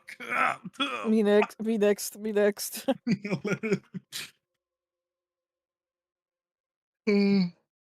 The both of you empty out whatever remains in your stomach. While I look up with Vittorio how bad it is for him today. Yeah, you know, He wakes up as a crab. on top He could of very well be a crab. the hangover. On top of being hungover, Vittorio is dealing with. Mm-hmm. Second. Pneumonia.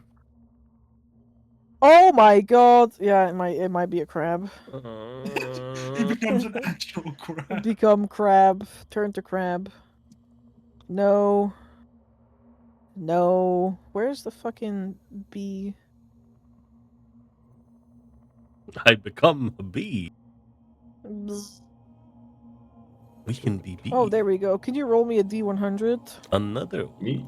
one. Or well, You become a fish instead. 1d100. 44.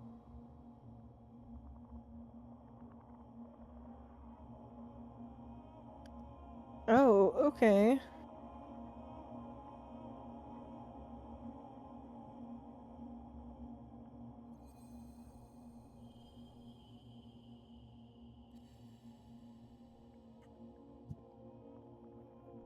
Sure, no biggie. Vittorio, today your eyes wake up on the beach and everything looks brighter than it was before. Mm. Everything feels really... Jesus Christ. Hmm. You can't see this, but your eyes are yellow. And they are not slit-pupiled. Oh, interesting. Did he unlock Sage mode? Yep, pretty much. No, he unlocked Keen Sight. He has the eyes of the eagle. Oh. Damn. Can't manipulate nature energy. And also some, like, little sprigs of these, like, feather shafts that are growing out of his fucking forehead where he's growing feathers. But, you know, don't worry about that. No. Hey, at least you and Alari are Yippee! matching. Big. That's true. Anywho. Good morning, Stargazers. It's a new day. Yippee! Yippee! And it is the day that you'll be leaving town, I think. Hey! Hmm. Do we have to save our world, guys? There's one It's, right here. I'm afraid we might lose Vincent to this world, but you know. Hey, man. The longer we go, the more A we very lose strong this place. possibility. Eh, I mean, it's like, oh, can this wheel turn any quieter?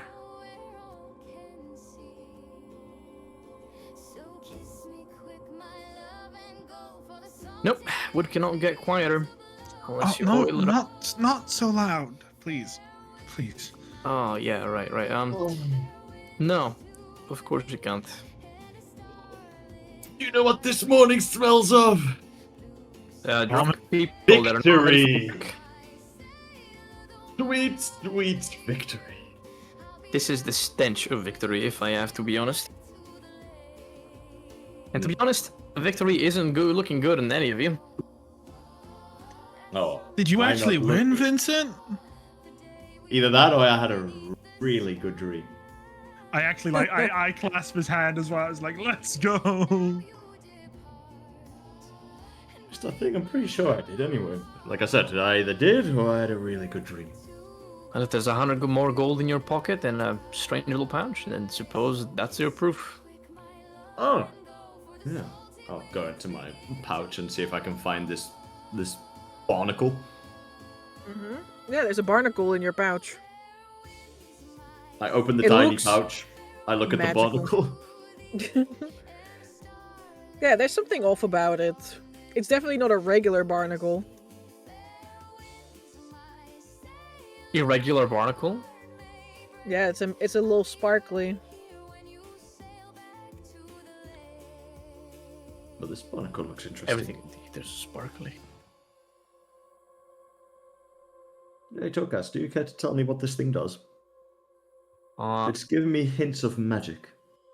That because it probably is magical, and yeah, you will have to give me some time. Maybe once we've actually set sail. If a lot of you are feeling up to sail today. Yeah, I'll be Oh, fine. I'm fine. I'm riding a wave of victory. 1 second. Oh, gross. Yeah, you'll be riding many waves of victory today. I'm trying to figure out if I slept with Reaper last night. Why are you sleeping with our crew? I don't know if I did, which is kind of the problem. Yeah, come on, Zarius. It's rule number 1 not to sleep with your crewmates. And even Vincent knows it. I mean, that says a lot. Yeah, his ideas aren't very clever, are they? Well, he won the match, so I suppose you gotta give him that credit. Yeah, fair enough, fair enough. Well, let's set sail. We've got a Titan Island to go to. Wait, you can't set sail. Vincent looks around, does a quick head count. Where's Vittorio? Oh, yeah. Where is Vittorio? Vittorio shows up late that morning. Hey, Vittorio, what? You alright, mate? Yeah, I'm alright. Probably saw us standing here from a mile away, no? But What do you mean that's by that? supposed to be. He points to his eyes, and then like does that "I'm watching you" motion, but then not with a like violent face.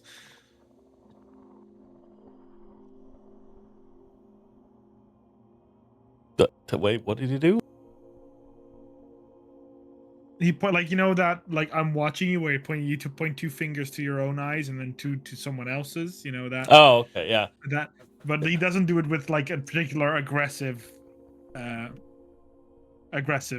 face. Okay.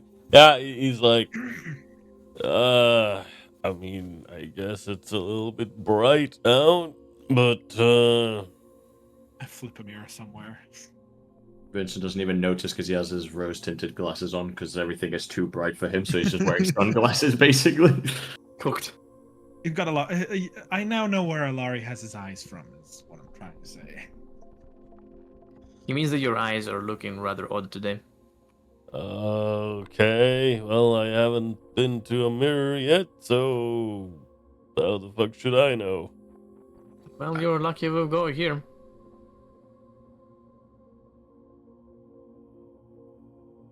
Speaking of, suppose we'll have to do a head count before we leave. Hope that no one else decided to wander away from the ship and didn't come back yet. You have a point. Oh, I'll start having a look to see if I can count up the crew. Then we'll head downstairs and start counting up the crew. Get someone who was sober last night to help you out. Bastian is sober, mostly. He will help you get a head count. Yeah, that's true.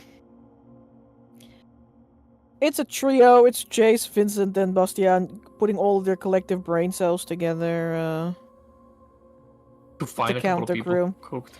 I mean, there's some people who file in, like, late in the morning who were definitely still ashore. Ilmara has apparently been in the crow's nest almost all night. She got there somehow. What the hell? And Vincent and not Vincent, Vasily and Lawrence arrive very late in the morning from the Crow's Nest Inn, where Man they was packed their drunk. stuff. Yes, Lawrence had a tough time, Maybe most of the but parties. they're doing much better now. Lawrence also knows the instant soberification magic.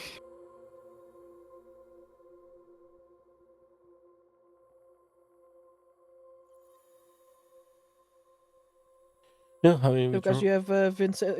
Togas, you have something in your pocket. It's Terry's calling card. Terrace call. I mean, yeah, of course. Of course, I'll have to hire him again. I'm sure I'll find a battle of cheap boots.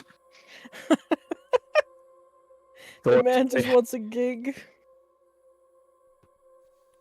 Actually, no, it's okay. That would not be fair for the rest of the people that actually put some effort. I'm sure Terry did, but also, goddamn, bro, what was that? I wanted to tip him like a bit more than the rest of the people, but then I realize I'm tipping him for being lazy, man. Just learn an actual fucking instrument, Terry. I'm sorry. Doesn't take It's that long, bro. expensive to learn an instrument, Togas. You can probably make one with scrap wood, I'm sure. It costs Just do better 25 for gold per week to learn. That's sick, Terry. Well, that's rough on you, buddy. You can do it. I believe in you. That sounds like I have a lot of excuses and I'm not listening. All right, the Just do party gathers up all of their crew, their passengers, their artists, and the party itself, Yeah. and says their goodbyes to the Isle of Drakes for now. Kriegler assures you that you will see each other again, Of that I'm sure. as the Apocalypse will also be sailing out today. Oh, where to? They're taking the Waterward Fork. What do you mean that we're two? They're going to actually just immediately shoot us down after the party last night. They're like, Gun them down. Hey, all is fair. But the party instead is going to travel into a different direction. They are going waterward towards the sunlit. The water fork. Yeah, that's true. That's true. They are going waterward towards the sunlit archipelago, where there is no sun, so who knows what is really happening there. Crazy that they called it sunlit, though. That's a big rage bait.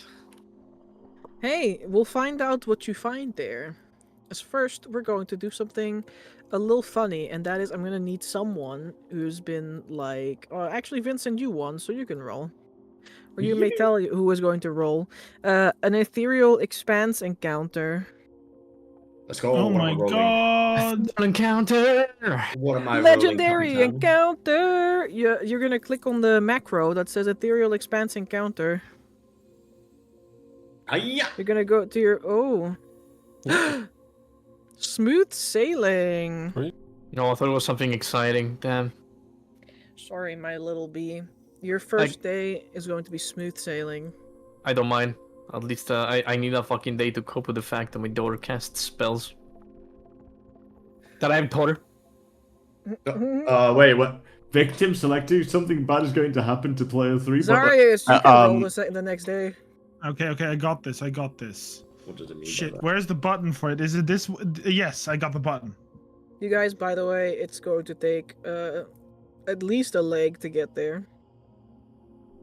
What about a leg? Because I presume you'll be making use of your air elemental that you still have. Yes. No. Yes, for Okay. sure. I mean, that's what this entire plan is reliant on. Okay, good. You're using the air elemental, and so it's going to take you a leg. There will be a literal 10-day where you can do as you please, as we will be... we're aiming for arriving on the 16th. That makes me quite happy. Time to I start, think I work. have gotten nothing.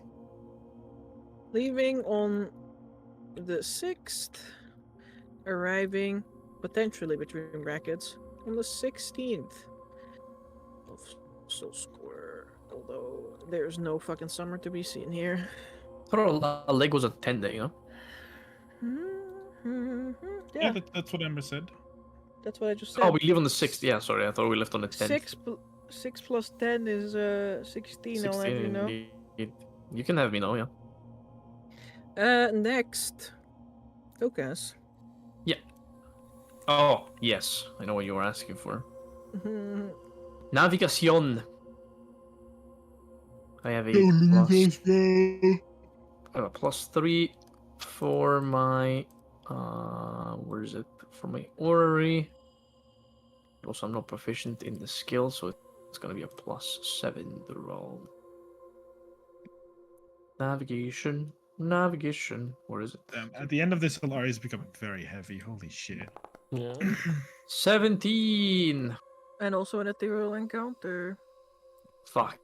Yeah, let's go, baby. Where's the encounter macro that I added? It's the V2, right? No, it's just called ethereal encounters. Oh, okay. It's called No, encounters V2, yes. Yeah, okay, yeah. Yeah. I was like, I did click the Vita, so maybe I clicked wrong. No encounter! No encounter is good. We're already going to sail to an island where there's basically only encounters, most likely. Hatred! Nothing to be concerned about. Alright, Vittorio. Day 4. Yeah. I can only hate. Oh boy. love that for Environmental you. encounter. What have Oh, you no. done to us? What have you Vittorio? done? When does a ripple become a tidal wave?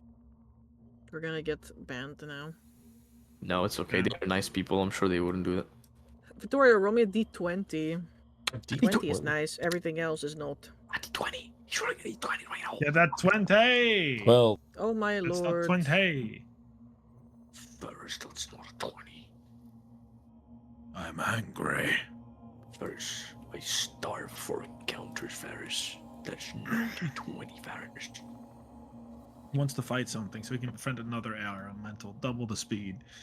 Holy, I can't wait to befriend another air elemental, bros.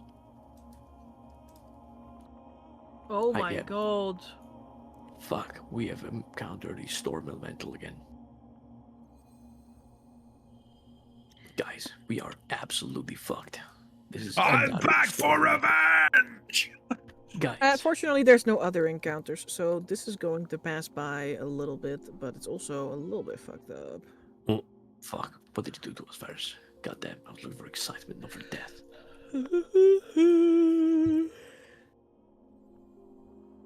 So yeah, about that. Yes? On day 4, it is still relatively smooth sailing. When suddenly your ship lurches mid-motion, going at full speed, 4 knots if I'm not completely incorrect. Your ship lurches in the water and everyone hits the deck.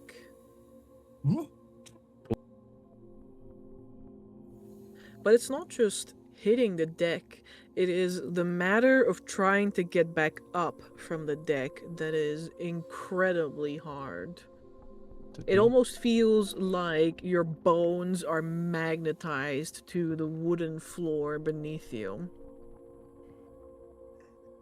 As your ship passes through an area where the effective gravity is tripled. I can't. I weigh 750 pounds. Puts a fucking hole in our ship.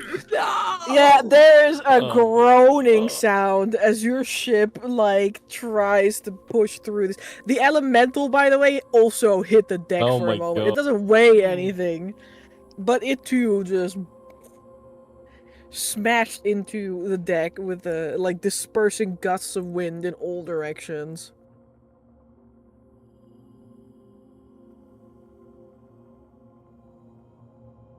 there's a couple of things that are blown off the side of the boat, and they immediately sink. Even wooden barrels that would normally like float upon the aether just disappear beneath the waves as though they were rocks. Chad, this isn't good. Chat, I feel like the DM is calling me fat because I feel I weigh 750 pounds now. The ship is calling you fat because you're killing it. The ship's like, ah, get him off me! Or if the ship could speak, it would scream because you're torturing it. That is correct. Your ship slowly bobs forward, dragging itself across this gash beneath the aether. And eventually, it manages to break free.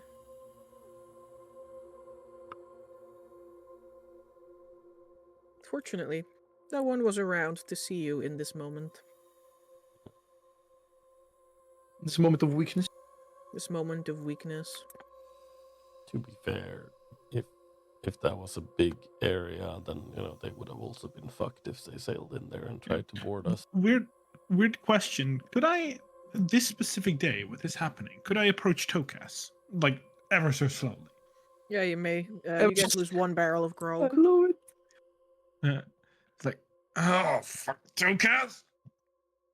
Because it's like sitting on the bed, which is a little bit more sunk. He's like spending this leg entirely beginning Atropos' instruction education. He's got books, he's got a chalkboard, he's got abacus tools. Basically, he set up a tiny little class in his bedroom that he shares with Jason and the Griffin, at least in the time when they don't sleep. He turns around, he fixes his glasses on his nose like a teacher. Yes, Zorius? Next time. What's up? Well, first, with this situation, I've put a little big ass cushion below Alari. Probably should do that with Atropos too. Probably their bones are sort of hollow, so gravity. That's okay. Things being I heavier think it'd be at least around this room. But that's taking quite a toll. But at a bay during this room, how?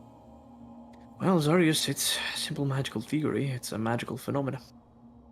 Well, apparently that you know all things about. I was gonna come over here to ask you to help with some help to study it. Well, I know nothing about it. I know its consequences and the symptoms that it has around the environment, and I simply adapt to it. So how do you counter? You're talking about counteracting something huge. That's not just something you do. No, I don't simply dispel the magic in the room. I simply adopt methods that go to combat whatever detriments I'm suffering from whatever is indeed happening outside. Like? See, Atropos is levitating a couple of inches off the ground. Okay, well, anyway. She's like levitating, but her gravity's still really high, so she's kind of like a pancake. Like a flying pancake. Like, But I'd like your help today studying this. a flump. Don't you fucking call my daughter a flump ever again. I'll find where you live right now. This is what she looks like. He looks like a blobfish out of the water. Literally. Gravity is fucking hitting her. Baby, I love her so much. But I'd like your help studying this. What's the reason? Well, you know how fucked we feel? I mean, my weight is approximately 40 pounds, so no, I can't quite relate, but go on. Okay, I'm sorry. I feel like I weigh triple my weight, which my muscles and bones are not used to. I understand that for sure. But I was thinking. Nice. Okay, you didn't have to fucking say it like that. Oh my That's just God. rude. No, I'm proud of you. Thinking is always a good thing to do. If we observe the way this effect happens to the weave, what if we could, with a spell, replicate it? Even ever so lightly, that would create a zone in which our allies too, but our enemies would not be able to move as fast, no? You mean that zone where gravity is increased? Yeah. if we were to figure out how this worked, that's an idea, right? To possibly, yes, do something of the kind. So we observe it. Like I'm not too great at theory completely. I mean, I'll admit when someone else is better than me in some things. I am more surprised that you're interested in gravity of all phenomena. Well, I'm more interested in. I'm feeling like I weigh 750 pounds, and I had the idea that it would suck if you felt like you weigh 750 pounds when there is, an enemy to fight. Well, there's already spells that manipulate gravity. I'm not sure I mean, this is I'm gonna make a check real quick to see what I know about it, Amber. If I'm okay, if that is okay. About what? About spells that manipulate gravity. Oh, yeah, sure.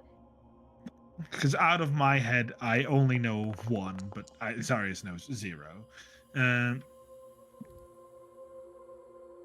I don't know. I know some theory spells, but most of the spells I practice are like nothing to do with gravity. No, because manipulating gravity as one of the greatest forces of natural physics is a feat that requires extreme magical mastery, Zaris. Creating a ball of fire and igniting the oxygen in the air is not as taxing as, well, reverting as some wizards have already discovered, or in your case, increasing the strength of gravity. So do you know a spell that does that? There is a spell that reverts the gravity of a certain area, and that is, of course, if said area has gravity to begin with. I haven't stumbled upon realms that don't have gravity, but I feel like we might at one point. So, but just come out. I mean, maybe even Atropos could learn something.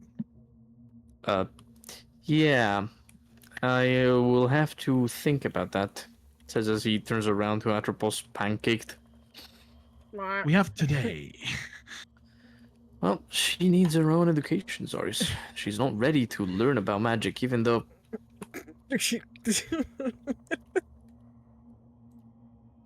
I learned about magic when I was very young.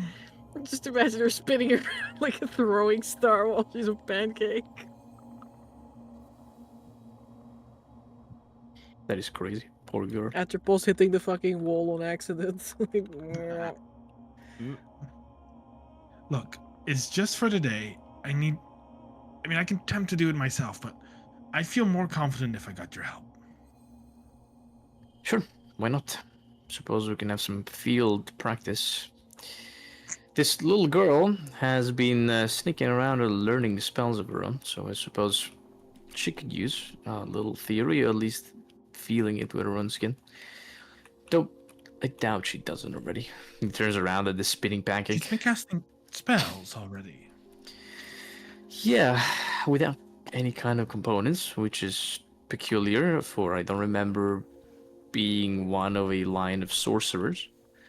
But I look at you like, I mean, she has nothing to do with you in that sense. You know that, right?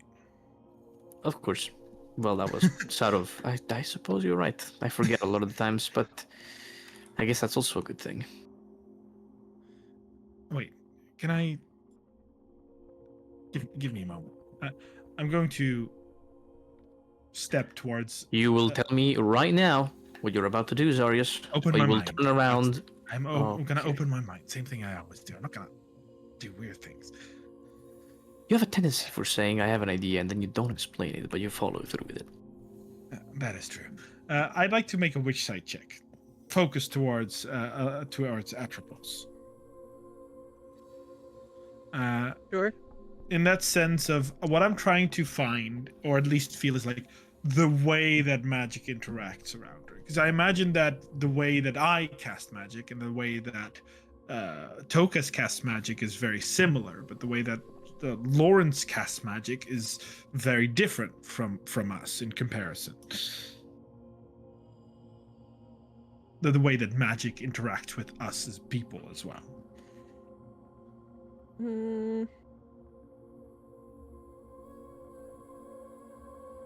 Like, does it feel like, I don't know if this is the right way to describe, but does it feel like the weave itself courses through Atropos?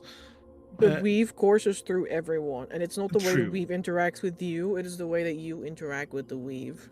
So I would not be able to glance anything weird if I focus this, or at least If she's not like actively like cast anything, then it's hard to tell like what exactly is going on.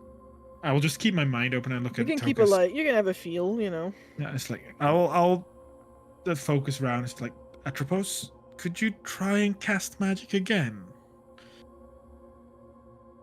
It would help out. So you. She just blinks at you. Or at least try. You don't have to succeed. Not being She able blinks to do... her eyes and spins around in the air. Yeah, I'm just getting the set of it. I'm just getting to grab the pancake. levitate. She's just levitating like. She's levitating like a fucking 400-pound pancake. Yeah, I'd like to closely study that sensation more than anything. Yeah, you may. Well, I will chat. I know. I mean, you sense that she is a living being, that magic moves through her. There's evidently something inside of her capable of digesting it, because it does, like... How do I say? When someone is a spellcaster, you can feel that by the way that magic, like, almost distorts just that, like, extra little bit as it focuses on that one part. Yeah. And sometimes that leaves a little bit of an imprint, but, like, hers is so small and so unfamiliar, I would say. It doesn't leave much of an imprint yet. Like, let's shut it off. It's like, or at least stop focusing on it. It's like, yeah, worth a shot. Couldn't feel much besides the fact that she is for sure a spellcaster, and I'll be honest, at her age, I doubt it is learned.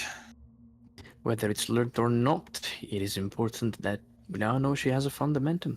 That's what I was hoping for, I suppose. But also a scary responsibility. He says he like runs his hand flat across the pancake. He suddenly like turns into not a pancake as gravity returns to normal. Shit. She returns to her normal shape. Like, dude, look like the dog in 0 gravity. So that's her, except she's like stretched in the like horizontal dimension, you know. Now she's just floating like she's got 0 gravity. Well, I guess the opportunity passed. Stars looks a little bit upset. Well, that was way too brief to study it in any way. Oh no, you could at least observe it, see how it felt, how it moved. I did it here. It was definitely some kind of magical phenomena, and if we wish to study it further, we can likely revisit it another time. That is, if it's not periodical in some kind of reason. Maybe there is something that generates this field of gravitational pull that's not simply tied to a casual magical phenomena. A lot of the time it isn't. Well, at least I, for your sake, hope... No, never mind. You can speak freely. I'm not sure if Atropos being a caster is a good thing. Nothing is really a good thing all the time. Granting her the wisdom of understanding is both a blessing and a curse, much like everything else. Yeah, but being a caster adds on top of that at least my mom always taught me that if you're a caster, things from everywhere else can reach out to you that much more easily. Indeed.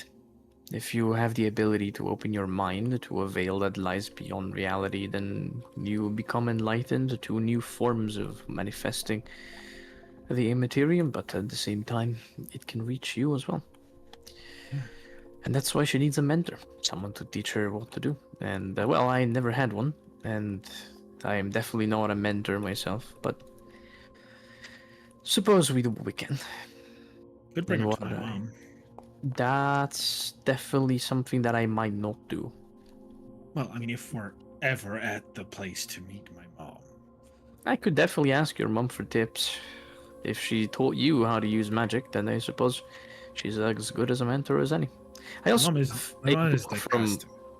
I also have a book from Faust that I took, or he gave me, which is pretty much his manual on how he trained his apprentices. I really hope there is no big chapters about harvesting souls, because that's going to be a big no for me.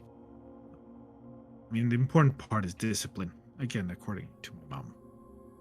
Then again, she is a dragonborn, so take that with a grain of salt. Well, magic is shaped by our own beliefs. So if your mother believed very strongly that discipline rules the weaving of the magic, then it definitely helped her in some way. I mean, my mom can't cast magic. And she taught you how to use it? Yeah. I mean, my family has had decent amounts of power within Ember Kern. So, my mom did some risky things to make sure that, me, a caster in the middle of where, Inquisition HQ is located, wouldn't be found out. She risked her great butt. A I'm great deal. surprised she knows how one's supposed to wield magic. I mean, we're close to the Inquisition, I don't know how she knows. It's just maybe some artifacts she managed to take a quick look at. I don't know, books. She kind of does this. I can An tell artifact you, you look at. I can tell you as a person that was not able to learn magic since a sort of late blooming age. You can study the theory as much as you want, but unless your spark is lit, you will not be able to do anything at all. Oh yeah, no, I guess if she knew the theory and you had your spark, then I guess the pieces combine. Yeah, I mean, she was great, except for the fact that I made a deal with an entity, and that entity possibly put imaginary brothers and sisters in my head, which I really hope is not, because I'm terrified inside that they might not have existed, and these were two of the most important people in my life. Where does this new conclusion come from? I don't know. My mom seemed really confused when. Remember when we became one at the tower to cast Sending to talk to my be mom? honest, I hadn't talked to your mom for quite a while, so I can see why she was confused. I wouldn't doubt the existence of your siblings, but we're going to go to Ember Karim anyways, so I suppose there's one way to check. Yeah, I know, but it's a worry somewhere. I mean, the entity was great at putting images in your head. That's what they did. I can see that. Yeah, particularly, selling a piece of your soul or whatever price you paid. Getting your powers from a particular entity is definitely going to play a number on you. Yeah. As if I didn't know that. He says, side-eyeing his backpack. You never talk much about that, do you?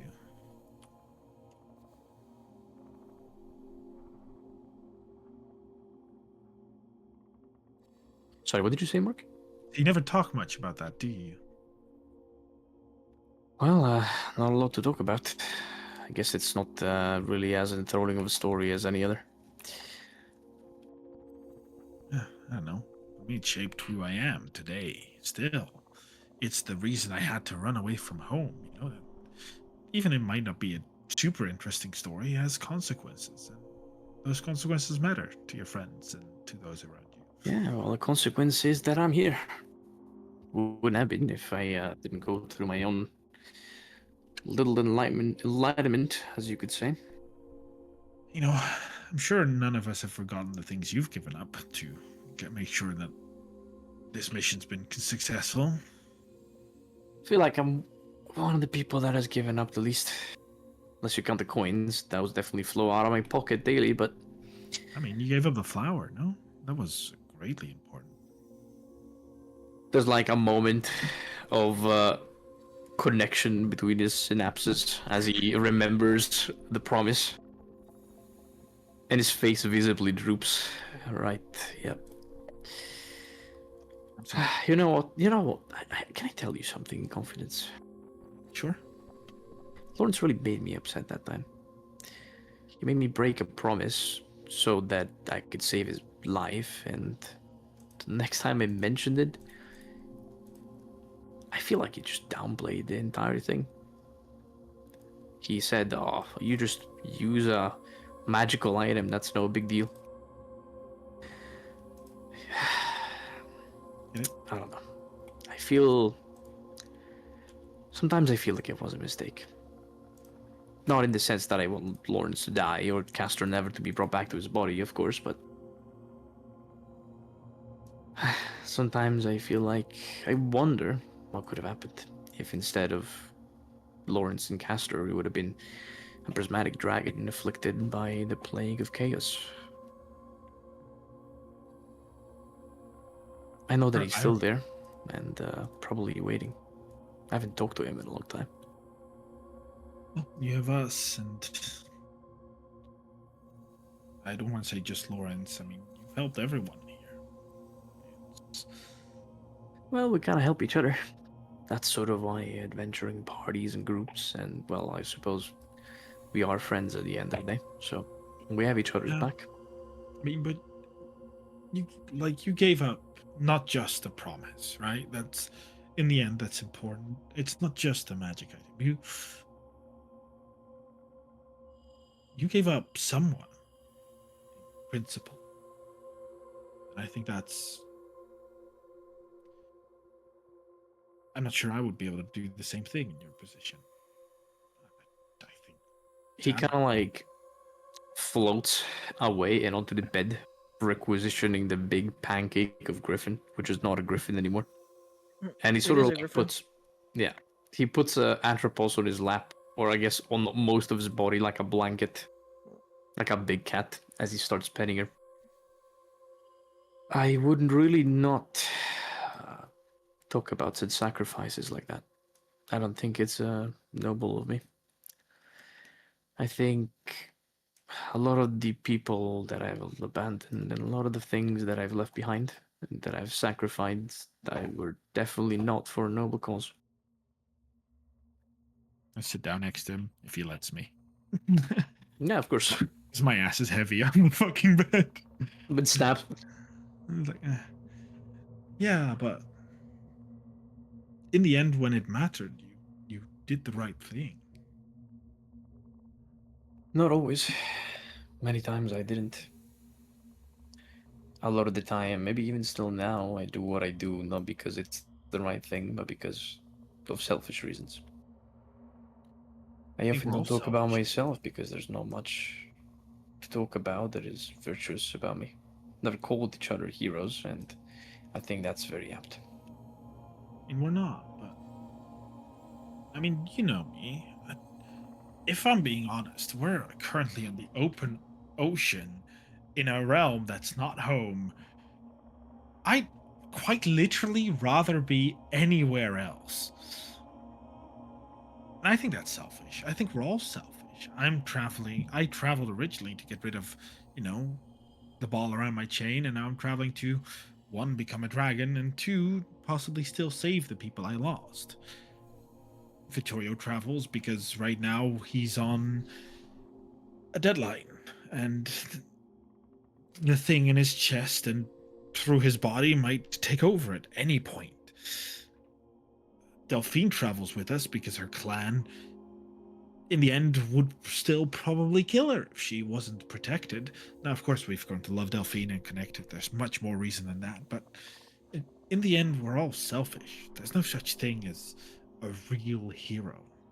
The closest would be Lawrence, and if you think about it, Lawrence went out in the selfish desire to not explode. Yeah, I suppose. It's not about being selfish. It's about what you do during the time you're selfish. You can be selfish and still good. Those are not mutually exclusive. I mean, what is your perception of good? What do you define as a good thing? Helping people with possibly no pay, with no reward. I mean, look what we did for Numa. there was no need for us to really do that. I mean, a lesser people would have taken Uma, sold him to a group for thousands of gold pieces. Closes out for a moment, dreaming, and then just kind of shocks back. Cooked. But in the end, we didn't. We helped Numa get to where they belong. That wasn't necessary. And while we're, in the end, all doing this to either fulfill our selfish desire or, try and stop to save the world, again, that most of us are saving out of selfish desire, to, not have our friends and family die. During that travel, it's how we affect the world. Good, bad. I mean, you might not remember, but during a time, well, you weren't there, but during a time in Astoria, we stopped an evil demon taking children. Not because it was an evil demon taking children, but because we needed money. But it was still a good act. We did it for selfish reasons, but good is good. Well, I suppose that's right. Never really stopped to think if I was doing good or not. I think you are. Well, that's somewhat reassuring. I would rather do good without thinking about it than evil without thinking about it. I feel like the latter might get me in much more trouble. Not that I'm not already getting into trouble on the daily.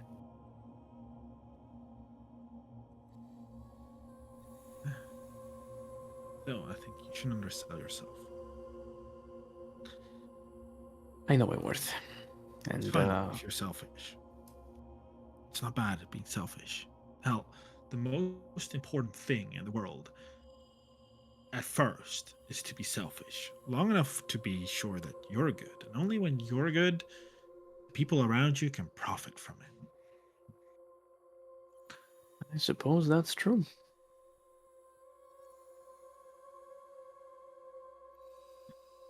Well, the opportunity passed, but I was glad to have a little talk with you. Well, if you'd like, we can anchor the boat.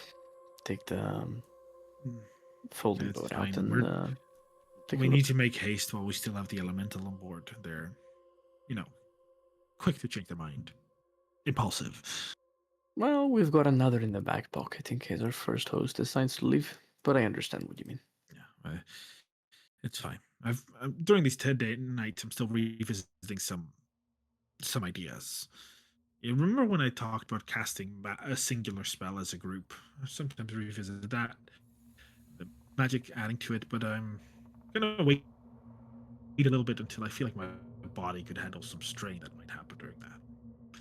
The drinking only showed that I'm definitely not strong enough to handle whatever arcane backlash happens from making a mistake. Usually, archmages go experiment in very high towers or very far away places. My first suggestion was probably not to make magical experiments on the boat. No, I wouldn't do it on the boat. I would, I would figure out what I would want to try first. But you get my point. I'm not doing it at all until my body can handle whatever backlash I'm getting hit by. That is definitely a wise decision. And as for ideas, I always find it's helpful to write them down. Well, first, I have to finish my masterpiece, and I'm kind of terrified of that. Yeah, I understand. Someone has some kind of purpose reaching the end of it is definitely something that you dread. But hey, No, that's not why. I get it, but that's not why. why else? Well, the song is called Herald of Shadows, and I was starting to write it, not per se under command, but under recommendation of, my big friend. Big suggestion, yeah, I imagine. And I've been changing the lyrics to make it a bit more uphope, but some part of me is scared that if I finish it and I play it, what will happen? Like, I hope nothing will, and people will love the song because it's an entire goddamn symphony of 10 chapters. It's, I want to say, my life's work during this travel. But the other hand, I'm like, what if it summons this big shadowy monster? starts attacking things. That's my legacy of this work, at least. Well, call it the coward of shadows, and then watch Sharkov come back. We're gonna whoop his ass. Well, yeah. I mean, I've been writing it during this some off time during the travel while I'm not training Alari. Yeah, it's Because- nice to have a pastime or a because I hobby, re- I suppose. Because I realized that let's be honest, even when Alari's full grown, my fat ass and Vittorio's same weight ass with 300 swords on his back. I mean, Alari's not going to be able to support that without, having a lot of trouble flying. Yeah, well, if you feed him a lot, you train him a lot, maybe he'll get into a very strong boy. He definitely won't be able to carry both of you at once, but I'm sure you can take turns. But even one might be weird. So it's depending on if I might train Alari as. I'll still train Alari to be able to be ridden, but as a kind of helper. Alari likes people. Alari loves the attention. So, what if Alari can be taught how to seek people out that are like buried under snow, that are in trouble Rescue in the Griffin. woods, and Alari could grab them and save them to somewhere nice. Well, I'll tell you that as a parent, I definitely don't want Atropos to become a soldier of some kind, so making Alari a rescue griffin of some sort, then I would definitely feel more at peace whenever they went out. Yeah, I mean Alari is also fast. Like he loves going like all over the place. He loves there being you go. ahead of the pack. Two great Although- qualities for someone who needs to be quick at saving people, I suppose.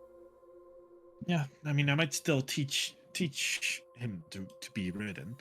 I mean it's important, and it's the one big thing of a griffin. But I was thinking, what if I just teach him to like help things? Yeah, why not? Maybe he'll be able to help you in Vittorio as well. Anyway, that's enough for today. I'm gonna go back to sailing the ship or steering the ship. I am sure Ariel doesn't mind. Yeah, But you also need also- the experience. but also if you need a classical English or literature teacher, I can help. You I'm know, good with the written word. English? I mean, I know Imperial Norm and Draconic and Halfling and Elvish and Primordial and Castellan and Saltwater Crab. I feel like I know. Atropos could probably use some help in learning Draconic eventually. I myself have only learned the language through listening to a dragon turtle for a long period of time, but I haven't quite gotten the grammar down. I mean, I can teach both Imperial Norm. I'm really good with writing, so if you need a language teacher, just ask and I'll spend a couple of hours during these sales to also teach that, like a proper classroom, It's gonna take a while. First, we need to get her through the basics of education, don't we? As he begins scratching around her chin. I already got a couple ideas. Victoria's Huh? great at surviving in the wilds, and I'm not. Lawrence has great use on the pen. You, yourself, know plenty of instruments, and as you said, you have your own knowledge of fields that I don't excel in. Like law. He's like, he grins. Like law. Atros, you could become a great lawyer. You will be the scariest, biggest, most awesome lawyer in the world. She blinks. I blinked down at her. Yeah? Yeah, you'd win all the court cases? She stretches out. Yes, of course she would. Of course you would. I put to sleep the judge. Jury, look at what the perjurer did. It's his fault. Well, I'm happy to hear that. At least Atropos is just glad that she's not leaning towards her draconic side. I don't think she's got that kind of draconic influence in her. I think what she has of draconic is as he starts scritching in between the scales. Did you check for a breath sac yet? Not that I can, but no, I don't really have the ability to look through her organs. But she might have the genetical influence of a dragon, but she definitely doesn't have that sort of influence on her mind. She is a little bit greedy, but for coin as much as she's for attention, aren't you? Well, yeah, but I'm just worried about physical. The moment that breath sac develops, you need to make sure that you know what element it is, because it can become really big troubles if it does exist. Well, looking at the black scales, I am leaning towards something that'll be quite a chore to deal with eventually. Be like me. For sure, acid is better to deal with than setting the ship on fire or the house, but I definitely don't want to find my utensils melted when they get out of her mouth. I mean, no, it's arguably worse. Well, that's definitely something you can teach her. I don't have an acidic breath sac in the middle of my chest. Well, it's more like in the throat, but yeah, it's like with fire breathing dragonborn. I know a lot of people think that would be the worst, but like with fire breathing dragonborn and lightning breathing dragonborn, it's not like a continuous flame that can easily catch things on fire. It's a single whoosh. But with acid breath, it's literal liquid that just splashes on the ground after and ruins your floor. Yeah, we're gonna need some rock that's very pH resistant. She's also not black, she's chocolate brown. Chocolate brown baby, I love her so much. Yeah, there's definitely a thing going. Check it every now and again. It's important. It's one of the at least I know for Dragonborn, it's one of the first signs that you're developing properly. Well, her anatomy is all a little strange. She has a fundamentum that I didn't know about, and apparently she might have this breath sac. She has leathery wings instead of feathers. Definitely, she doesn't fit many standard models of physical development. There's a big yawn. Yeah, no, that's true. Yeah, you're so tired, aren't you? I just wanted to give you a heads up. It's important to keep. Yeah.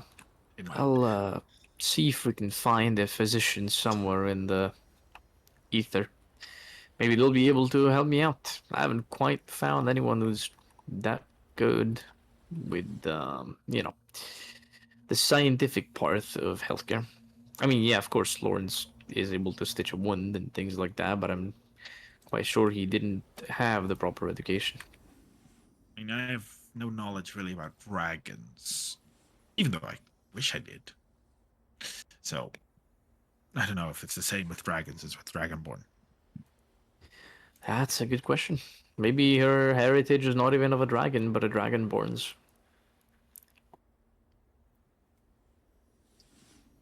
Yeah, and hopefully you don't end up with the same condition as I have. No. Yeah, that would be a little bit of a problem. I guess I'll have to invent some kind of lip balm that is acidically resistant. I mean, I was, but I only became acidically resistant like later.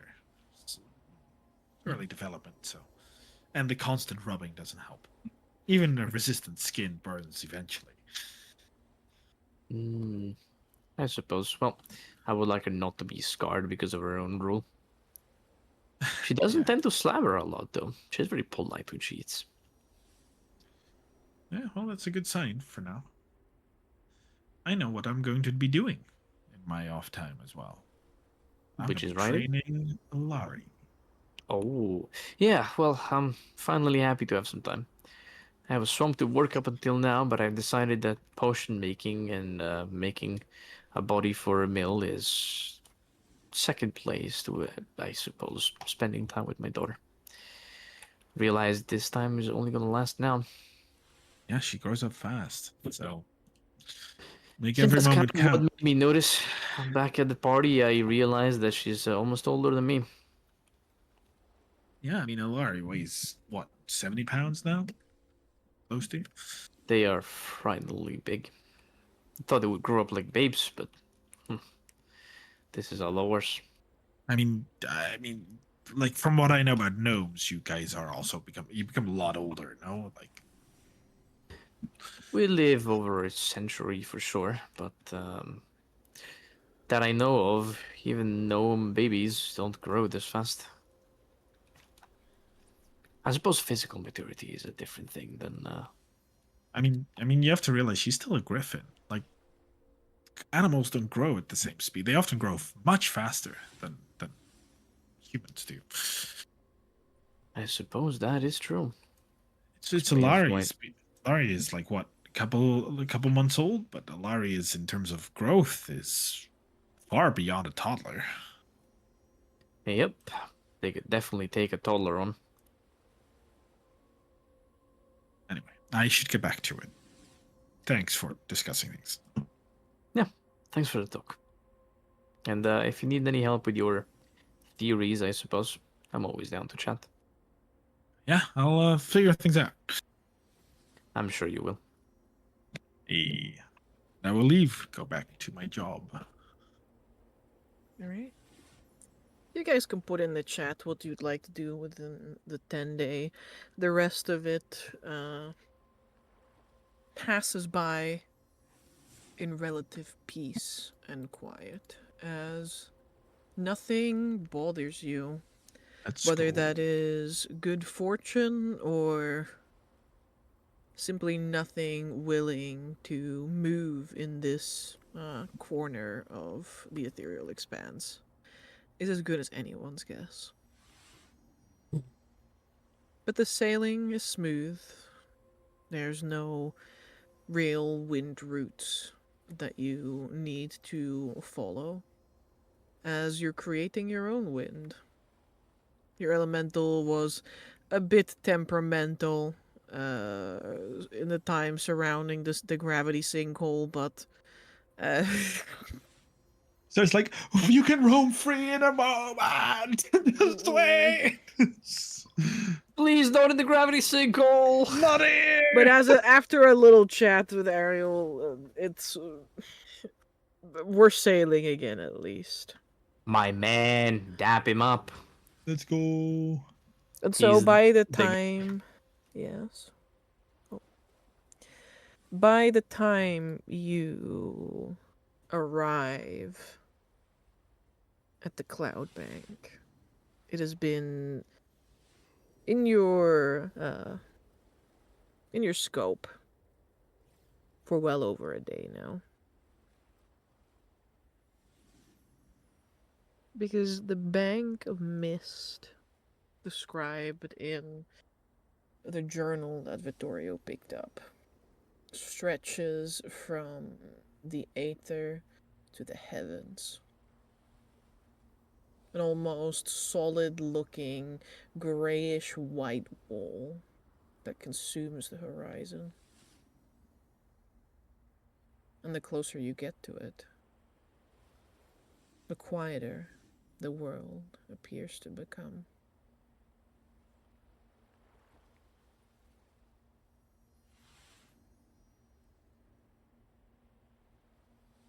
The creak of your ship's timber sounds as loud as the crack of thunder. Your elemental becomes a whisper, and the air bears something that you can't quite place. Something like wet earth or ancient loam, and then there's something metallic, like old blood that you can taste on your tongue.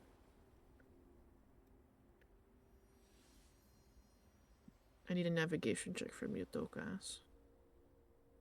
Raw. As mist will envelop your ship. I'll do a wayfinding check, which I believe is the same, but also through which site? Mm-hmm.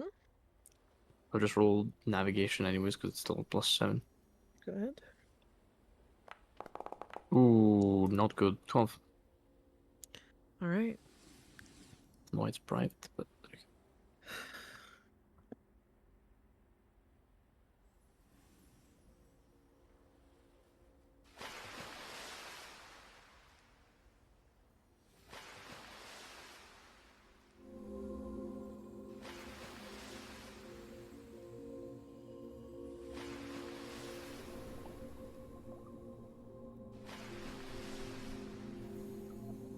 The mist first envelops your bow and then your sails, and soon you are adrift in formless, soundless gray. Visibility drops to no more than a dozen feet. And every little cough and drip and every little step that people take sounds like a hammer blow in the stillness. So as you switch to wayfinding, there is not a chance that you can try to navigate this ship by sight. The aether beneath you is restless, but at least the path it shows is clear. Your shore, anyway.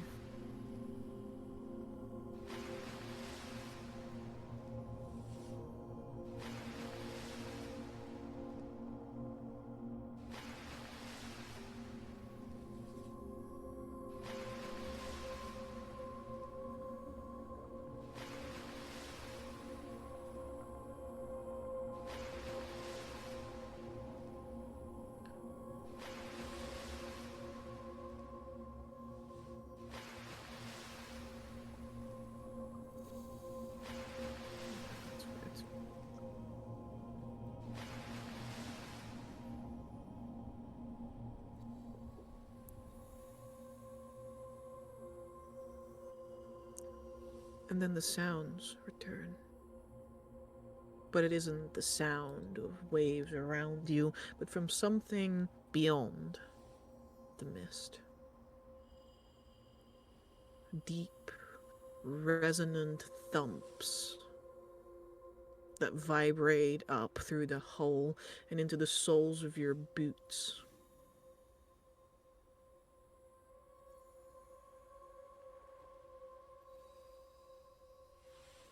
One after the other.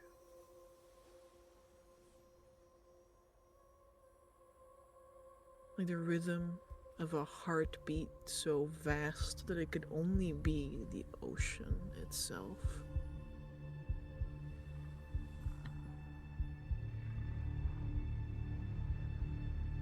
Somewhere far off,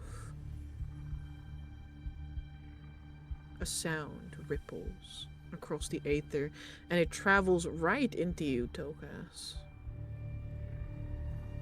A crack. Something that sounds like a tree, maybe?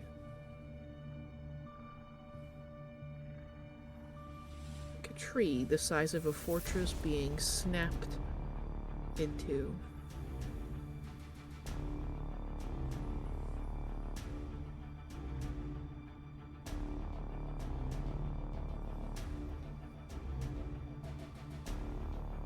Confused why this sound does not want to play for me. Why does it hate me? I think he probably thinks your game is too cool. It's a I'm shy, sure you know? that's it. It's so shy, it doesn't want to show up. The game's so cool that it's like, damn. What if I can't? What if I can step up enough, you know?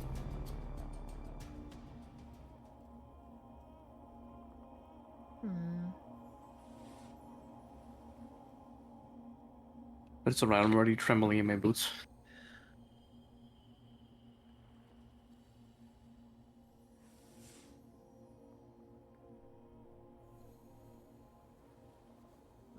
It doesn't want to. And that's fine too, I guess.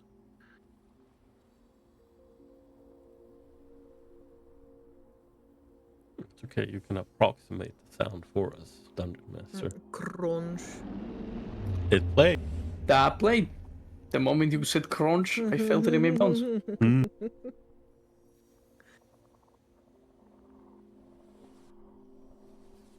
And despite the fact that you can hear these sounds, you see nothing.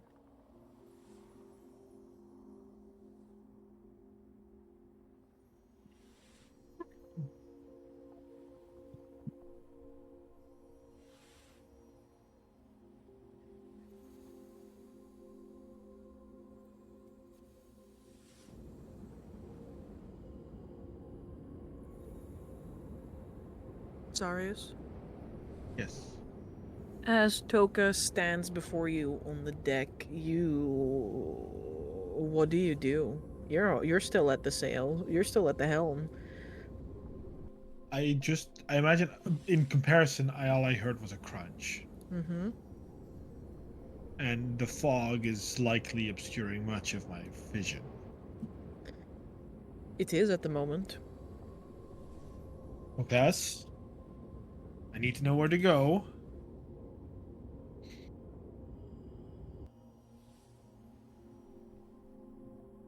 Good question. Okay. Miss DM. Do I know where to go? Yeah, the way's forward. Very well. Tokus is crouched in the middle of the deck, his orrery hovering in front of him as he concentrates, both palms touching the deck of the ship. There's nothing ahead of us. I don't sense anything. Honestly, it's a little suspicious. There shouldn't really be such a thick fog, and Want me to check it out too, or? Well, I don't sense anything ahead, and I don't think anyone can see ahead. So I suppose the only way ahead is forward. Okay. Either way, we might need you to be fully on top of sonar duty today. Yep, gonna try my best. Make sure you prepare for the right way. I give you bardic inspiration. Big. As I will grab onto the rudder. Is the right word. And I will close my eyes. And I want to use witch sight. To attempt to do the same thing that we did during the sending casting at the tower. I'd like to get on the exact same wavelength as Tokas to try and prevent any delays between Tokas shouting out left and right, maybe in confusion, and me steering a certain direction. If I may. Sure, yeah, you can try that. Okay. I don't know if I have to roll, but I will. Yeah, I would like you to roll. Okay. I would like to use one of my inspirations. It's been so long since I've been able to use one of these to get advantage. Finally have inspiration. Let's go! All right. To get advantage on this. Here it is. Holy shit. All right. You get on the exact same wavelength as Tokas.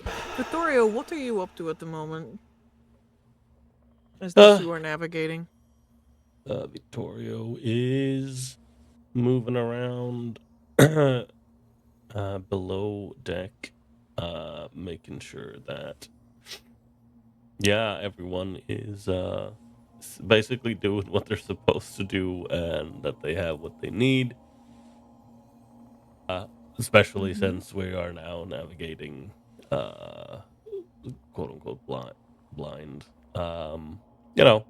In case we run into something. And then he's at the end of that, he's gonna come up on deck. Alright. No.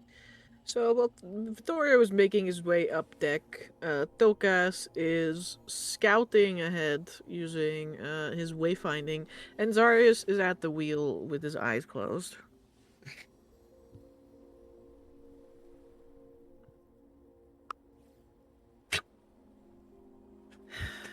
A sudden gust of wind parts the curtain of fog for just a moment.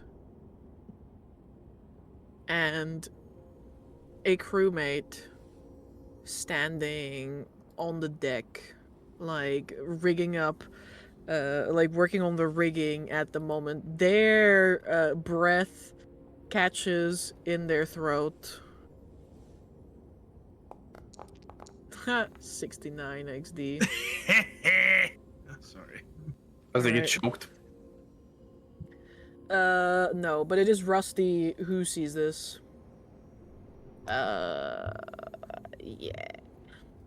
Their breath catches in their throat as a cliff edge rises from the sea right before your ship, but it is not made of rock. It is a column of something jagged and organic with barnacles the size of plates.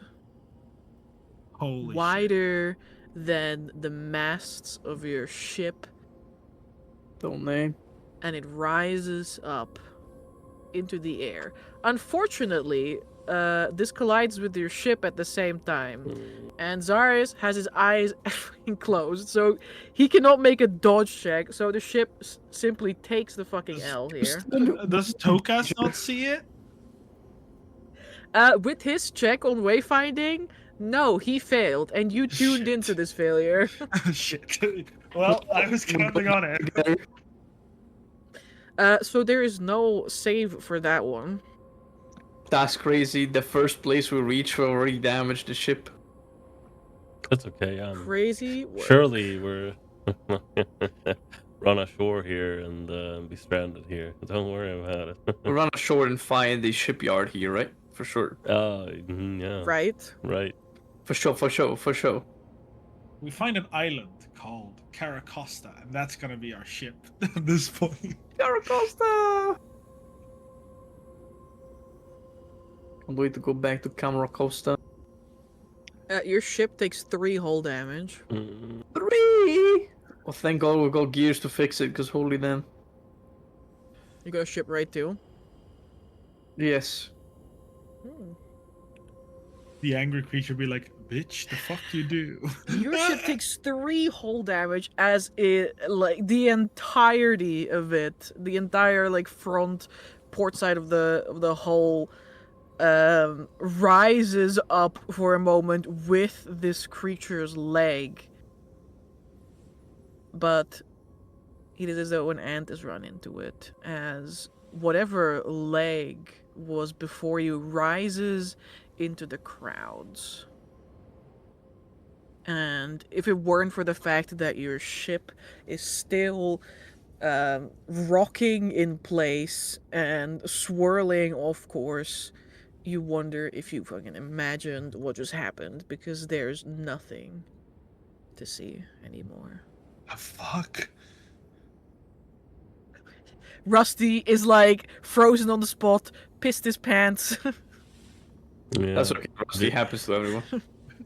Dory The comes. fuck was that? Yeah, you hear the same thing as Victoria comes up on deck. Is it still there or is it already gone? It's gone. Come on, Amber just said. There's nothing there. What the fuck? What? Turns around. Actually, he doesn't turn around. He still has his eyes closed and concentrating on the scan ring. Did anybody feel that? Yeah, no shit. Yeah. What the fuck did we hit? Nothing. You feel no more than the ambient strain of magical around you, though, guys. I I was- sense absolutely nothing. Anyone has eyes on anything? I look at the guy who has wet pants. Captain! Captain! No! Captain! Ah, yes. I've just stolen 3 gold coins from someone downstairs. What is it, my good friend? Light up 6 torches! Ah, yes. We're cooked if we have to light up 6 torches. The lair of Scylla. This is The our lair of home. Scylla. This is your only way home. No, something just hit us. I definitely felt Your hull it. definitely will be able to tell you more about that once you're out of here. But you are not. The Yeah, ship so nice. continues to drift forward. Victor's like looking over the railing at this point. The front.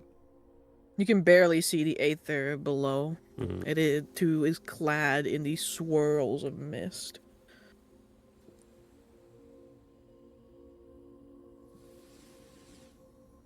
Eventually, it begins to thin out.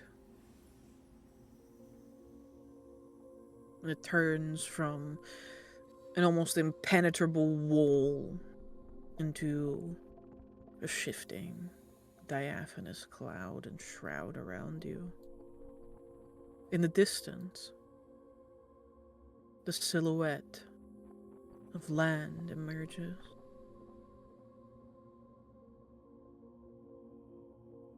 Strange slopes, weird profiles, peaks curving like massive slumbering spines.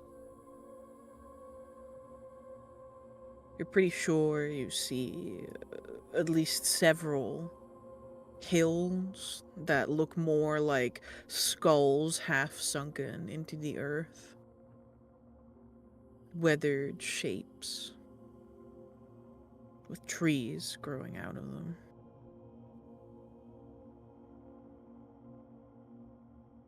As your ship fully leaves the mist bank, you can see the coastline.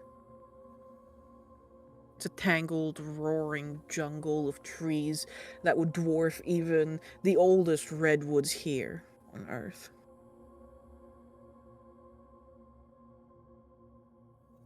And moving among those titanic trees are shapes of equal size. Not clearly, but you see them in glimpses, flashes of tails, perhaps, longer than a galleon. The slow, deliberate sway of long necks as creatures browse the treetops.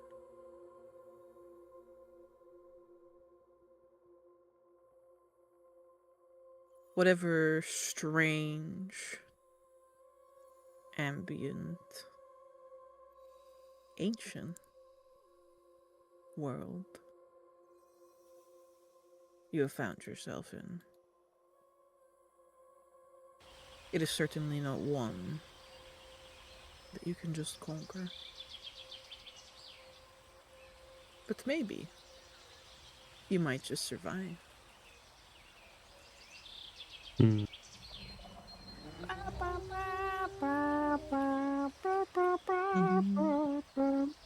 It's a dinosaur. And then I can't sing the rest because the might actually get copyright struck. Where Yep. where are we arriving here on the map? You arrive from the Earth Ward. What am I saying? The Flame Ward side. So yeah, you do arrive on this side. Okay, so one thing I need to say, I think we need to make a camp on land, just based on the pure size that and time it's gonna take us to be here. Mhm. We might, but I really don't want to stay here too long because we still need to, we are in a 1 year time schedule. We've only been for like a 10-day or two, but we have Yes. quite a few things to do. we can't afford to stay like a month in a place. It's not gonna kill us, but we have to carefully manage how we spend our time and if it's Yeah. worth. I mean, this place is definitely fucking ginormous, and as a polymorph enjoyer, I would collect all the dinosaurs in this island for the next 5 years, but I don't think I can. I mean, stealing some eggs might be a cool idea. No, I'm kidding. Although we should be located very close to where the treasure is, I think. No, That's a good question. we're Where on the are we located? we're on the literally the Or is Like it I this said side? several times, Say it again. here, your ship arrives Yeah, here. from the flameward side. which is the opposite side. We are Oh, cooked, guys. yeah, no, I was seeing it a different way. I thought this was the top of the island, but yeah, no, it's all the way fucking here. Yeah. So Flameward is here, right? Landward is right. Yeah, so we need to sail around this and like dock here. Turtles. We need to sail past because we can't even walk there. No. So we need to sail with our ship at least here in this like gulf and probably take the folding boat to this clump or like cluster of islands. For some reason, I just don't trust being right in the middle. But what I might want, Ship here I mean, what I might suggest is we say like this. with the dragons. That's the thing. I'm like, interesting. This little island with like winged big lizards. I mean, like we don't like we don't have the map and know that there's dragons here. I imagine. I don't know. We do have a map. I I got think, that. right? Oh, you do? Yeah, you got it. Yeah, Yeah. I forgot. You're right. Yeah, so we do have a map, and we do know that's bad shit. One can assume. Then again, One this can- this entire island is bad shit. I was about to but say yes. everything is bad shit. Welcome to the bad shit island. Yo. And the main reason I want to anchor here is because I know Tokas who wants to definitely check out one of these skeletons.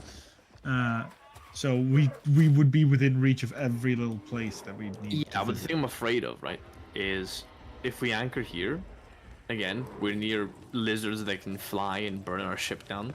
If we anchor here, there's not much threat, because even if there's giant fucking dinosaurs, they're not gonna swim 50 miles into the ether I mean, to try and kill yeah, us. and this also looks like a decent camp area, just on map based. Yeah, because it's flatland, there's plains there, so we could make a camp there, then take our folding boat, and then start going out, you know, to where the treasure's supposed to be, giant fucking skeleton. Although at that point, I might recommend instead of just boating here, we go in here and like dock here. Yeah, let's figure If we that out can. after we close Yeah. down the Yeah, stream. exactly. Yeah, That is true. Thank you all for watching. Indeed. Who's watching this back? I We mean, will see still, you next thank you me for watching. Thank See you, you, everyone. future me. Sticking around and watching. Thank you, Amber, for hosting. Thank you, players, for playing. And hopefully, we will see you next week. Unless something Yeah, comes up. get out, bozos. I mean, what? Oh, okay. Ooh, Good bye-bye. night. Bye-bye. Bye.